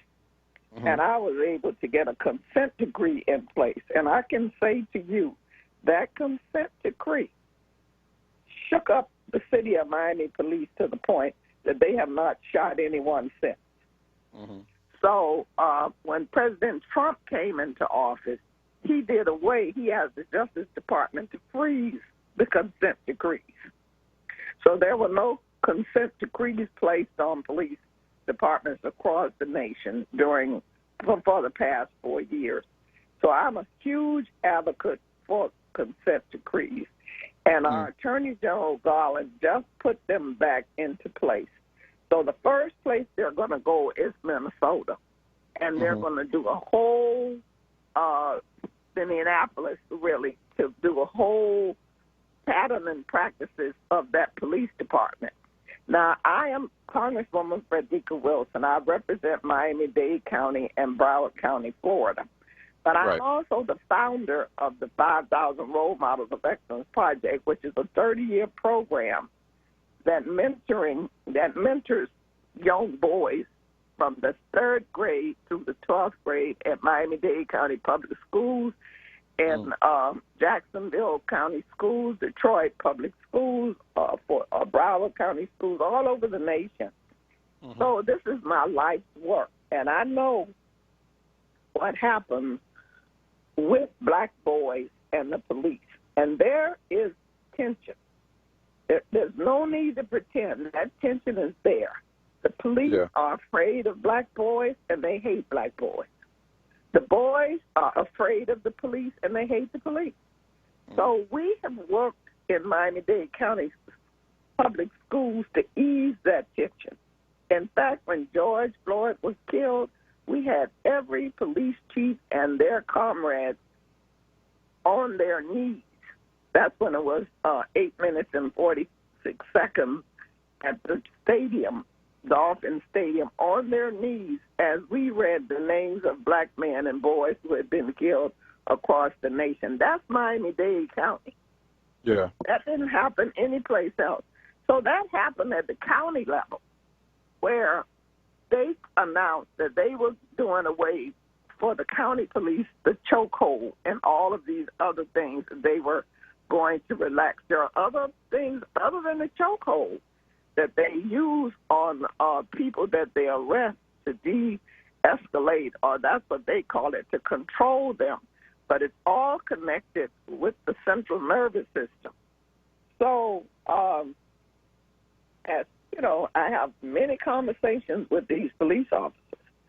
And I let them know that this is not something that I will ever take my eyes off of. I have a black son, too. Right. And so some of them have said to me that when the problem really begins is at the hiring level. And police officers are, a lot of them were nerds in school. Not popular at all. But let me ask you this, though, Congresswoman, to that point about screening practices, because there was some studies that were done like several years ago, particularly before the Trump administration started, that was showing that we have a high rate of extremists, white extremists, who were quietly infiltrating these police departments. And so, does this legislation or what you all are planning, does it address that as well? You know, like there are a lot of folk, we still don't know the full extent of it. There are a lot of white extremists, people with white supremacist sentiments who have infiltrated these police departments. I don't think that's in the George Floyd bill, but that's something that local departments are beginning to pay attention to. And it's not just police extremists, but it's people with different kinds of personalities. Like they were bullied in school, so they come join the police department so they can become a bully, a legal bully. And they were nerds. Couldn't you look at Mr. Chauvin and tell that he was a nerd? No, I can't. I couldn't look at him and say on that, but I do wonder about. I do wonder, Congresswoman. However, I mean, why isn't that, or why wasn't that put in the George Floyd Justice and Policing Act? I mean, that's a huge problem. I think your former colleague, Congressman Keith Ellison, was looking at it. There were some hearings done on it about the extent of white extremist infiltration of local and state police departments. Is that something that you think could be inserted in the bill while we're going through debates? We're having enough trouble trying to pass what we have. And so you don't think that that's an important enough problem, however, that there's that infiltration going on? I think the whole bill is important, but you have to pass what you can. And then we can circle back and pass that. We also have established something called the Commission on the Social Status of Black Men and Boys in the Office of the Attorney General and the Justice Department and the Office of Civil Rights. And that's tell us about that. Tell me more about that. Okay, that's a commission that I passed last year after the George Floyd murder. And I had been filing this bill for the past 7 years, and the only reason it passed because George Floyd was murdered, and the Senate passed it first, and then the House passed it. So this commission is a commission that's made up of 7 members of the Congressional Black Caucus, and it's going to be 2 appointees by the president, an appointee by the Speaker and the Minority Leader of the House, and the Majority and Minority Leader of the Senate.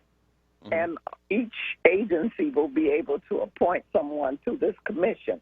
And we will be able to craft bills and legislation and come out big time to get it passed.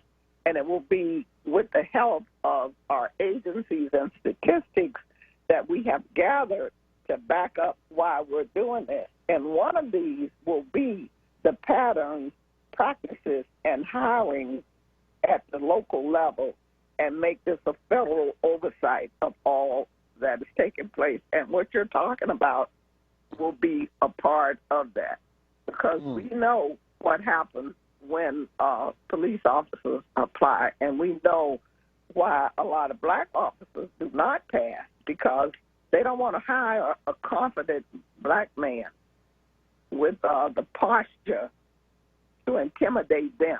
So they figure out a way to not let them pass. Now, we know this.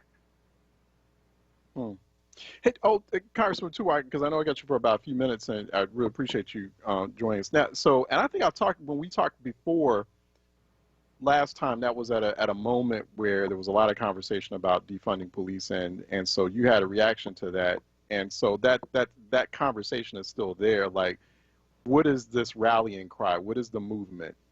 Is it abolish the police? Is it defund the police? Is it dismantle so we can, start refresh policing and public safety in America, or as we know it? And so, how do you and your colleagues establish that balancing act between, yes, we do need to significantly restructure policing, we need to completely overhaul it, but at the same time, you're all living in and representing districts where there are high rates of gun violence happening, disproportionately impacting black communities. And I'm just worried, and there are other people worried, that we go back to a time like where the types of circumstances that led to the passage of that omnibus crime bill back in 1994, that a majority of Congressional Black Caucus members voted for under extreme pressure from their constituents who were afraid. And so how are we also addressing this rising gun violence problem that's happening in major American cities and black communities nationwide right now? Well, one thing we're not going to do is defund the police. That's number one. We can look at some of the responsibilities that through the years we have given to the police because of what has happened in our nation. Number one, we have given them mental illness calls, and that's because President Reagan abolished the mental health facilities in our nation. So it had to fall on someone, and it fell on the police. It wasn't like that before. So now I'm sure the police would love to get that off their back, because that's huge, and they can share that. And so many of our jurisdictions, the police have to respond to foster care and juvenile justice issues where the police should not even be involved in that sort of thing, but that's what they have been given as a responsibility. I'm sure they would love to have that taken off their shoulders. So these are the kinds of issues that local communities, jurisdictions are looking at. What can they do to relieve the police of all of these responsibilities that they have turned in, that many instances turn into gun violence, especially the mentally ill? Yeah, we've been talking with Congresswoman Frederica Wilson. She represents Florida's 24th Congressional District. You want to go to wilson.house.gov to learn more about her. She's also at Rep Wilson, on social media, on Twitter more specifically. She sits on the committees on education and the workforce and also transportation and infrastructure. She's a member of the Congressional Black Caucus. So we're rebooting our conversations from last year with the Congressional Black Caucus. It's good to talk with her again. Congresswoman, ran out of time, but always a pleasure talking with you. Thanks again. Thank you. Bye-bye. All right, we'll talk to you again. Take care. Be safe. All right, let's take a break. When we come back on the other side, phone lines are open. They're wide open. 215-634-8065. Toll free 866-361-0900 here on Reality Check. 215-634-8065. 866-361-0900 here on Reality Check. Let's take a break, and we will be right back. I greet you, our community partners for peace. My name is Pastor Bernetta Santerful. I am from Mothers in Charge. I understand firsthand the unbearable pain of losing a child to gun violence. So as we face these uncertain and difficult times, we urge you, Mom, we urge you, Dad, we urge you, community of Philadelphia, please speak to your children, speak to our youth, not to respond with violence, but to respond with peace. Mothers in Charge, 215-228-1718. At Bank of America, we believe in the power of collaboration to create jobs and fuel economic opportunity.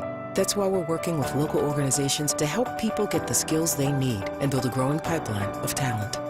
I'm Jim Diver, Bank of America Greater Philadelphia Market President. Our partnership with Philadelphia Youth Network is just one way we're taking action to help more members of our community. What would you like the power to do? Bank of America N.A., member FDIC, equal credit opportunity lender. The Sweet Treat Hut is the highest rated juice bar in Philly, located on the corner of 50th and Thompson Streets, providing delicious, healthy vegan food, juices, and smoothies. Treat yourself to a cup of happiness. Call 215-877-1471. Reality Check with Charles Ellison right now on WURD Radio and WURDRadio.com. Okay, phone lines are open, 215-634-8065, 866-361-0900 here on Reality Check, 215-634-8065, and 866-361-0900 here on Reality Check. Phone lines are open. Also, just some breaking news, developing news out of Washington. President Biden will be announcing updated masking guidance tomorrow. There will be updated guidance on masking from the Centers for Disease Control and Prevention, otherwise known as the CDC, and they're still finalizing it today, but it will be a major announcement tomorrow. But apparently they will be easing recommendations that Americans wear masks even while outdoors. So it'll be interesting to watch. That's what we know right now, but I mean, they're still going to kind of keep masking guidelines in place, but there could be some easing of recommendations for outdoor masking because, you know, obviously when you're outdoors and you're out in a park or somewhere, things are amply ventilated. So there has been some discussion about that. And, a lot of medical experts have been saying, that's not necessary when you're outside to have the mask on, but, definitely want to still keep the mask on. Generally speaking, especially when you're inside and you're in different public spaces. And I guess we're going to go on the long haul for that. But, masking has also become a big, unfortunately, a big political sore spot. And it's been used as an ideological battle when it shouldn't be used as that. But, that's where we are right now. But we are expecting some major announcement about masking guidelines tomorrow from the president, so we'll keep an eye on that. Also was just some developing news. The Supreme Court saying that it's going to hear a gun control case that is being pushed by the National Rifle Association about carrying weapons outside the home. So that's going to be interesting. Adds another new front in the conversation and political war on guns, gun control, gun reform. So that's a pretty big deal. But the Supreme Court has agreed to hear that case. We'll talk a little bit more about that. 215-634-8065, 866-361-0900. Let me go to Pat out of West Philly, who's calling in for a reality check. Miss Pat, how are you doing? Good afternoon, Charles. How are you? All right. Good afternoon. I was calling because I either read or heard something that was interesting to me about the Philadelphia Police Department. When we had Commissioner Ramsey here, he fired 17 police officers. I might be wrong with the numbers. And all but 3 got their jobs back. And I was just wondering, what is that process that the police force has that can happen once the commissioner, who I thought was the head boss, fires someone, that they can get their jobs back? So I'm going to hang up and listen, because I know a lot of employees have a process where there's a grieving and you can kind of go and state your case. But I thought once the police commissioner was involved, that may have not happened, because, I'm pretty sure he did a great investigation trying to find out, why. Yeah, I mean, I know that, especially situations where officers regain their jobs, even after, police chiefs have fired them or gotten rid of them, then there's like an arbitration process, right? That, to my understanding, and a lot of times the police chiefs are overruled by the arbitrators. And the arbitrators are like lawyers who are hired for that, to do that process review. And, and the arbitrators are like a big part of the problem. So I think you raise a good point, Ms. Pat, that we need to look. I'm not too familiar with that process to offer any more kind of analysis and commentary on it beyond that. But I do know that's become a problem where a lot of fired police officers regain their jobs, because of the arbitration process. There have been a lot of questions around that, and the arbitrators will say, oh, well, the firings were unjustified, or the police commissioners, the police chiefs were too harsh, or they lacked sufficient interviews, they didn't interview witnesses. So if a police chief fires officers for misconduct, there has to be a very thorough review that has to take place. Obviously, police departments have internal affairs departments, and that's one of the things that these federal consent decrees can fix in these police departments. And that's why, Congresswoman did make a good point. Those federal consent decrees have shown a track record of working or completely, changing dramatically those police departments, including that process of hiring, firing, and rehiring. You still there, Ms. Pat? Did you want to make a final point? Yeah. I just was wondering, because I hadn't been following the case of the police officer that killed George Floyd, but recently I was reading in the paper where evidently he had several incidences where he was, found to be inappropriate in his job.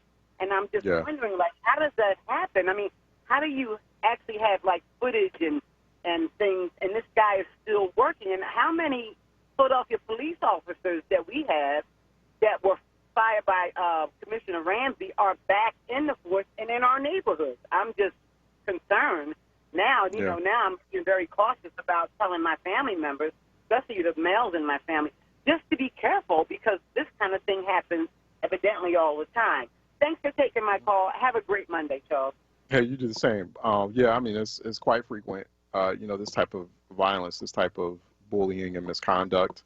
It's something that, I mean, you should always have that conversation anyway in your household, particularly with respect to your black boys, or you're raising them. Unfortunately, we have to have those conversations. We have to have those conversations with just, our young black people in general, just kind of how to manage those encounters with police. It's an unfortunate conversation we have to have, but we have to have, particularly now in light of everything that's gone on, everything that continues to go on. It doesn't seem to let up. And we will need policy solutions. We will need some and across the board, federal, state, and local. So this is why, once again, just want to underscore, and I'm so happy that Mo Kelly earlier on during our roundtable discussion made that point. The real change as far as, dismantling and refreshing the police, maybe that term, maybe it's not dismantling, maybe it's refreshing, I don't know, but to completely restructure completely redo the police, you're going, the real sort of meat of those changes will need to take place by lawmakers, policymakers, legislators on the state and local level, and people who are friendly to your cause, to your community's cause. And so, you know, you need to pay attention to them. You need to elect them, elect those folks who you know will push forward the types of policy changes and reforms that you want. So you're going to have to, so for example, in Philadelphia, we've got judges' races coming up. We've got the DA race coming up. It can't be a situation in Philly where a bunch of people are talking about, oh, you know, we want law enforcement, we want police to behave much differently when they're in our communities, but then you're not going to, like, participate in that election. You're not going to vote in these judicial races coming up, these judges' races coming up, paying attention to that. And, you know, also you're not going to vote in the upcoming DA's race because those are the positions that have, like, huge influence over policing, or, you know, they can potentially, you get the kind of DA you want in office who, you know, when these types of, if a situation arises, say in a city like Philadelphia, okay, well, you want the type of district attorney or the type of prosecutor who's also going to prosecute police who are in the wrong, who are clearly in the wrong, especially if, you know, you've got, like, vivid footage of the misconduct taking place. Same thing with, like, your state legislators. You know, next year we've got major state legislative elections coming up and also a governor's race in Pennsylvania. You're going to have major state legislative elections and on top of already you're going to have major congressional midterms and Senate races that are happening in 2022. And people need to start having this conversation now and start thinking about, okay, well, you know, stop pointing to Harrisburg, for example, or your state legislature as a problem or as an excuse for why things can't get done. You know, you need to, like, everyone in the community needs to turn out and vote. And you need to be encouraging everyone else to turn out and vote, and then flip that legislature and craft or create the kind of legislature that you want to make those types of changes. And so, you know, that's something that's still not happening, and we still have a situation where less than, like, you know, at least in the United States, less than a quarter of people in the United States participate on a regular basis in their state level elections, but then they want all these changes to be made. So it's got to be full circle. Let me go to Mr. Parker out of Maryland, who's calling in for a reality check. Mr. Parker? Yes. How you doing, sir? How you doing, sir? All right. You have an awesome show. Thank you for being on the air, and thank you for airing the issues that arise in the Black community. So thank you, sir. Hey, thank you. All right. Yeah, so what I wanted to bring to your attention was, well, I want to start off by saying I'm a former student of Drexel University, and I just love the town of Philadelphia. The liberated African-American population out there is just such a contrast from what I find down here in Maryland. I know. It is a big contrast, yeah. It's a lot to get used to. Thank you. See forward-thinking Black population. Man, you don't know what I felt when I moved to Philadelphia. I just love the presence, the scene. But what I'm going through now is I was recently incarcerated. I'm a disabled government engineer and school teacher. I was recently incarcerated because I made a complaint to the local authorities down here in Bel Air, Maryland, where I live, about a baby with a crushed head. My baby's mother crushed the baby's head, and she's trying to seek child support from me. I'm disabled, mentally disabled, suicide survivor, 25 attempts of suicide. I published a Christian testimonial, just being recently accepted to law school, or to pre-law at University of Maryland. But what I have found is that the police are covering up everything that's going on. I pressed cases in the courts, and nobody's doing a thing about it. In turn, they arrest me for making a complaint. So now I'm faced with possibly losing my apartment, going to jail even further. They left my apartment. It's a real big mess down here, and everybody's keeping it under wraps. I just need somebody to report this case to the right people, and so that I may be vindicated. Well, have you, it's a Maryland case. I just out of curiosity, Mr. Parker, I think one of those steps you need to take, first steps you need to take, particularly since it's, you're having issues and challenges with different institutions. Do you know who your state legislator is in Maryland, in that particular district? No, but I was told to write Congressman Barry Glassman, but a nice ex-Marine's wife told me to write Barry Glassman. I haven't done that yet. That's like another good step, too. But I would highly recommend, because it sounds like, who are the police that were involved in the issue or the encounter? Was it local police? Yes, it was. It was the local sheriff. This was the Edgewood precinct of the Edgewood precinct. And then you know what happened? They actually lied all over the charging documents to throw more charges on me so that it would appear that it was my fault. I have an audio recording of the whole thing where they lied profusely, but it doesn't seem like anyone's going to come. I would recommend this just to kind of, full circle, because, this always helps. One, find out who your state legislator is in Maryland for that, because especially in Maryland, they just about a few weeks ago, they significantly, they all but eliminated like the police bill of rights in the Maryland legislature, and they overrode, I think, Governor Hogan's veto on that. So anyway, find out who your state legislator is, your state representative or your state delegate. They're delegates in Maryland, and your state senator. Right? They're two separate people. Write to them. Then also your find out it's Edgewood. So I believe Edgewood has a council. So you want to write to the mayor and the council of Edgewood for Edgewood Borough. I think that is in Maryland. And then and one last stop. Yes, continue to write to the congressman. You're a congressman for that district, but also the speaker of contact the office of the speaker of the state of Maryland, who's a black woman and who's been focusing very heavily on police issues. Policing in Maryland is a big issue. Adrian Jones, Speaker Adrian Jones, and whom we've had on this program before. So, reach out to her office and then just figure out like who's the key person in the Legislative Black Caucus focusing on policing issues in Maryland. Hey, Mr. Parker, I got to let you go because I got to. But that should get you kind of like on a path to get started, and then people should be able to kind of get you on the right direction and get that all resolved. And good luck to you. Let me go to Michael out of Abington, who's calling in for a reality check. Michael? Hi, good show. When I was hearing the Congresswoman, one thing I don't think she mentioned, it was probably paramount on the tip of her tongue, was that police deaths have not gone up a few percentage points, they've gone up 100%. 100%. So right now we can't fill the roles of policemen in Philadelphia. They can't fill the roles in Minnesota. They can't fill the roles in Dade County. There's a precipitous drop, and she and other people must be held accountable for not creating the conditions that they can even form a police force anymore. But I would also like to say another thing.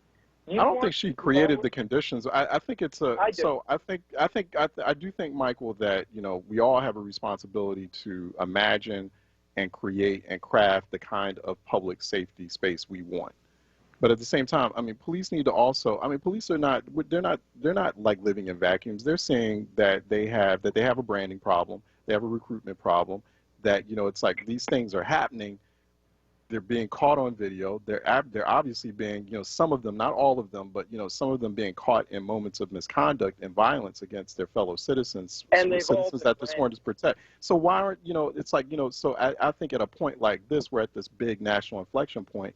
It's like do better. Like just do just learn how to okay, well, what do we need to do in terms of reforming or completely restructuring kind of let's reevaluate our procedures and protocols to make our jobs easier. That makes their jobs easier. I would think you, Michael, as someone who's a resident of a place like Abington, you would also, as a taxpayer who wants better stewardship over your county and your city's finances, you wouldn't want your police engaged in misconduct like that, because, I mean, that becomes a drain on city finances, because then suddenly you have to pay out all these settlements, or you have to pay for some hard-headed police officer engaged in misconduct when they shouldn't have been in the first place, when it went against whatever training they're receiving. But I think there needs to be wholesale questioning from everyone about hey, apparently this is not working. We need to do something differently here.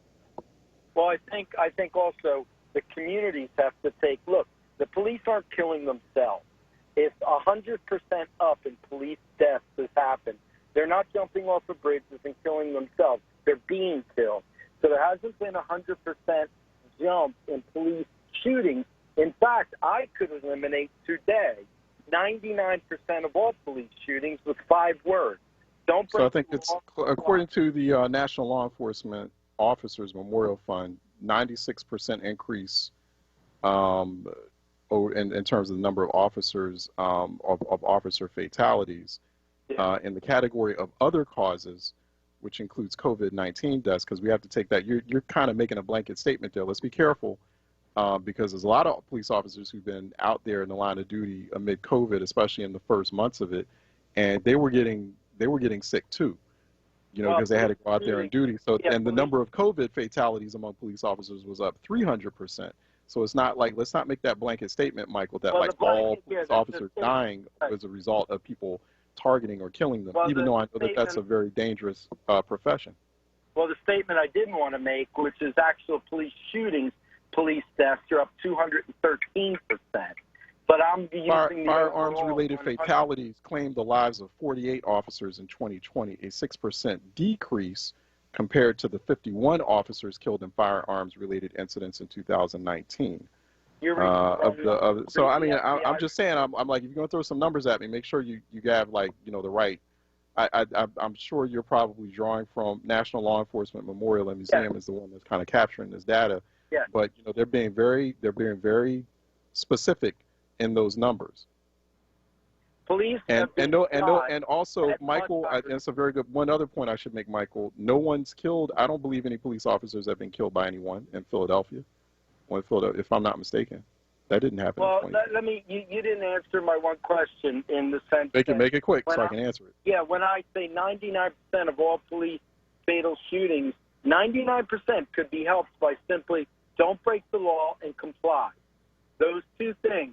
If you do one or the other, if you don't break the law, police don't usually respond, and if you comply when they do, you can. If you chant that. But Michael, that's not an issue for you, because you, I suspect you're a white man living in a fairly majority white community, and those are not issues there because you all demand respect, and you have better access to resources to make sure that respect is given from police departments in a place like Abington or Montgomery County. We have this issue. Apparently there's a problem that we need to fix, and there's nothing wrong with fixing it, Michael. We're not saying just because we're going to fix it suddenly we make neighborhoods much less safe. That's not what anyone's saying. It's just that we can have a both and here. It's a profession, and I would think police officers will want this, but right now, it makes their profession much harder. Anyway, I have to go to break, Michael. I appreciate the engagement, but it's just a little bit off. All right, let's take a break, and we'll continue to keep the phone lines open at 215-634-8065, 866-361-0900 here on Reality Check. Let's take a break, and we'll be right back. What's up, Philly? It's Solomon Jones. The world is inching back to normalcy, but our approach to educating our children may never be the same. Commonwealth Charter Academy, or CCA, has nearly 20 years of experience providing a flexible, stable online education in the comfort of your home. Enroll today at ccaeducate.me. Here are the benefits to your children and your family. 1. World-class education and accredited lesson plans streamed directly into your home at no cost to you. 2. Laptops, headphones, and high-speed internet access, all provided at no cost to you. 3. A learning environment completely free from classroom risks like bullying and other distractions. CCA has been in our community long before this health crisis and will continue to faithfully serve students and families well into the future. Join the more than 2,500 students from Philly who already attend CCA. Enroll now at ccaeducate.me. Hello, this is Councilmember Isaiah Thomas urging you to vote for Judge John Padova on May 18th to keep this distinguished judge on the Court of Common Pleas. In addition to myself, he is also supported by State Senator Tony Williams, as well as State Senator Vincent Hughes, Representatives Joanne McClinton and Jordan Harris, as well as former Governor Ed Rendell and many others. Judge Padova is highly recommended by the Bar Association and endorsed by the Black clergy, as well as a lot of our local unions. For fairness, equity, and compassion, vote Judge Padova for all Philadelphians. This is Judge Padova, and I approve this message. WURD family. The Go to Know campaign for colon cancer is up and running. Go to WURDradio.com and click on the Go to Know banner for your free at-home screening test. It's that simple. Click Go to Know and get your test today. This is not a fad for us. We will not resume our regular programming when things die down. We're not black to help our bottom line or because it's politically correct. We're not joining a fight. This has been our fight, our message, our people. Black lives have always mattered here. We are undeniably, indefatigably, unapologetically, permanently Black Talk Media. WURD. Reality Check with Charles Ellison right now on WURD Radio and WURDRadio.com. Yeah, I want to thank a listener too. Reached out to me by direct message on Twitter. I'm at Ellison Report on Twitter.com. But they were saying that when police in Abington stop you, it's at least 2 cars. So it's excessive and certain. So it's particularly if you're getting stopped for a mere traffic violation. So it just has to be a whole rethinking. And I understand some of Michael's point in terms of, yes, it's a very dangerous job to be in. Being a law enforcement officer, being a police. So, and so there should be, you want to make sure that police are, if they're in that profession, they're as equipped as possible. They're paid, a livable wage, so that they're in a position where they can, feel good about that profession, also protect themselves when they're in those dangerous circumstances and dangerous jobs. No one's like denying that. It's a dangerous profession. So why would you want to make that profession even more dangerous by engaging in bully type, violent, unlawful, unconstitutional behavior? Like, why would you're making your job, you're making the profession more dangerous. And you're not just making your own job or your own experience on the job even that more dangerous and illegal and, and unconstitutional, but you're making it harder for like all your other colleagues. You say you're a police officer and you say, you're all about the blue wall of, of whatever, this blue wall of brotherhood or whatever, you're all kind of in the same boat and you're all out there in the line of duty. But then here you go engaging in misconduct and, and brutalizing people, killing them for no, because you meant to get the taser, but you got the gun instead during a stop, during some simple traffic violation. I mean, that's just a rough way to die for this brother out in Minneapolis and Brooklyn Center to die over an air freshener. Imagine that. Like, you have to look back on that. His mother has to look back on that. Like, my son got stopped for having an air freshener in his got stopped and killed for having an air freshener in his window. I mean, it's just, I can't cease to, like, just be amazed and just so saddened by that, right? To go out like that. And like, here you are, making it harder, these instances, these types of tragedies, you engaged in this type of misconduct, you're making it harder for people you say you love and cherish who are out there on, in the line of duty like you. You're not making it any better for your profession. So it's, it's people like Michael and folks who live in a jurisdiction like Abington, and especially a lot of white voters, because we see the polling, who are under this assumption, they're afraid that because we're asking for a restructuring of police, we mean, okay, we're going to make the neighborhoods unsafer. No, like you all, like Michael out in Abington, and come correct with this, be real, you all demand safe, professional, and efficient policing. You all demand that. That's the same thing that we want in our neighborhoods. We are taxpayers too, who are paying for that service. And so that's all we're saying. Like, we want the exact same kind of policing that you all get out in, say, a place like Abington or Montgomery County in majority white neighborhoods. We want that same kind of policing back in our neighborhoods. That's it. And so, and you're still able to get an optimal degree of safety. That's all people are asking for. That's at least most people who are involved in this conversation are asking for. So it's not like, it doesn't have to be like, we're not saying like an either or. We're saying, we can have both of those same things. We can have like better policing and safer neighborhoods. And we even have examples of that happening. And we're having studies coming out where it's saying, when you have that kind of better policing, you actually make the neighborhood safer. But when you have like oppressive occupation style policing, that doesn't help the situation on top of all the other socioeconomic stressors that are happening and trauma induced stressors that are happening in those neighborhoods that are being inflicted on those historically marginalized communities as well. So it's like, all we're asking for is just a full circle reckoning and conversation. We're not talking about, like, well, I know I'm not talking about, and I know a lot of other people there who are starting to recalibrate that conversation. We're not talking about getting rid of all public safety functions and total anarchy in society. No one's saying that. No one's suggesting that. And stop, kind of insinuating or implying that that's what we're suggesting. Let me go to George out of Center City, who's calling in for a reality check. George? Charles, how you doing today? Charles, what you're saying to a degree makes sense, but you got to go back to what they call, everybody don't think of common sense, especially in these, and you can't compare a little town like Abington to Philadelphia. It's a big difference. They can afford to be on their police because they know them all. What is in it? How many cops is it? About 100 and something? So it's like in Cheltenham Township and the rest of the places.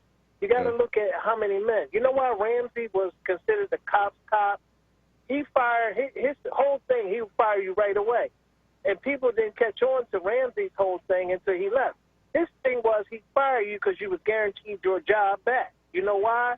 It's called non-due process. You didn't go through the process to get your job back. So therefore, it's just the way it was, and it will be. So you got to look at that. Second thing is, Charles, you know that we have a big shortage of police coming up. All these police officers are, resigning. I mean, not resigning, retiring, resigning, getting fired. Take the prisons, right? We're 400 and plus short of prisoners, not prisoners, of prison guards. And it's like everybody hunched their shoulders, I mean, it's like really ridiculous how they just take a nudge at everything. And we worry about some of the craziest things instead of worrying about public safety. If they worry about public safety, they wouldn't have to worry about all this other crazy stuff that go on, And I think that you should get Blanche, the prison commissioner, on. Let her explain to you that she has a budget. Why is it that she hasn't hired the proper amount of officers? Yeah. It's like they don't care. Is it a recruiting issue? Is spreading. Say it again. Is it a recruiting issue? People just afraid to be in that kind of job? No, they just not. They ain't trying to get them. They know these people are quitting. She just fired a bunch of them for that whole incident of that shooting up there. So it's supposed to be 12 people to a unit, right? They only got like 4. I mean, it's like everybody's in jeopardy. All these guards have to work like triple overtime. They don't care. But you know what that comes from? Is that, and I don't blame the mayor, because if you can buy off these fools and give them what they want, they just had a whole election, the prison guards did. They changed that whole regime. The whole regime. You know why? Because they was doing what they were told when it came to management. All they was worried about was their friends had a raise or this or that and the other. One other thing before I go, Charles, you got to realize is that all Ramsey's people now are in command of the police department. When he was here, he brought in a lot of college-educated, military, you had to have college degrees. Well, all those there are now commanding officers, most of them. So that's why you have a real tricked-up police department. They'll never listen to Outlaw. And she just got to go. It's going to get worse, Charles. I keep telling people that, but they don't want to listen. As long as she's here, it's going to get worse because everybody got a point to prove. I'm going to prove to you that she can't succeed. I'm going to prove to you that we're going to make sure that nobody. Or why not? But George, one last point there though. But why? Were people when she started as police chief last year? Were people just simply she's the boss as police commissioner? Were they following she ain't orders? No boss. Were they listening to what she was? The boss. She ain't the boss. Okay. McNesby's her boss. See, that's where like we diverge. That's where we diverge on this because I'm like. The police, at the end of the day, a police union chief should not be running a police department. The police commissioner, the mayor and the police commissioner should. And what? That has to stop, George. I'm sorry. I just feel like that's wrong. Charles, I agree with you, but what has to stop and the way politics work is 2 different things. What you wish for and what reality is 2, 3 different things. It don't work that way here. It's like. When she came here. First one, only 11% of the population is voting. Yeah, I know that's why things don't work. But I bet you, if like the majority of the population came out and made that change and got rid of people who do things the same way. Yeah, we need to start having a conversation about like pushing people to do that. But no, I hear where you're coming from, George. I do. I'm not dismissing what you're saying. But they don't come out, Charles. They don't come out. Be careful what you ask for. Be careful of the Negroes who go in the room and negotiate for you. All that takes it in a factor. Everybody act like certain people don't go in the room and speak for them. They act like certain people don't get a little ching-chang, that $250, you know. They saw their mother down the drain for $250. They go to the grave and dig her up, take a picture, say, see, that's my mama there. Give me my $250. When Kenny says that it costs no more, he says the least they'll get is $250. They'll never get more than $2,500. I didn't believe it till I seen it. These Negroes sell their whole community and sold down, and it's mainly those praise worshipers that come on this station, always praising and kissing up to the administration. When I tell you, you better not say nothing about that administration, I mean it. And you ever hear anybody talk about them? No. Do you see anybody out there protesting against them? No. I know what I'm talking about. And why I say it is that I dare one of them to say something, and I'm going to call them out. Yeah. They won't do it, but they still get their little ching-chang. And you know what? I blame Let me let you go, George. I got to let you go because you ran up on time. I appreciate you calling, though. It's some interesting points. So we'll touch on it tomorrow. That wraps this Monday edition of Reality Check. We have The Source with Andrea Lawful Sanders. That's coming up next here on WURD. I'm Charles Ellison. Also, let's thank Troy Wilmore and the Board of Steel for doing a fantastic job as always. And Philadelphia and beyond. I want you to stay sharp, stay smart. But more important, stay safe out there. All right, I will see you tomorrow, God willing. Tuesday, 10 a.m. sharp for our Tuesday edition. Continue to reach me on twitter.com @LSReport. All right, let's go to The Source. Listen in to WURD.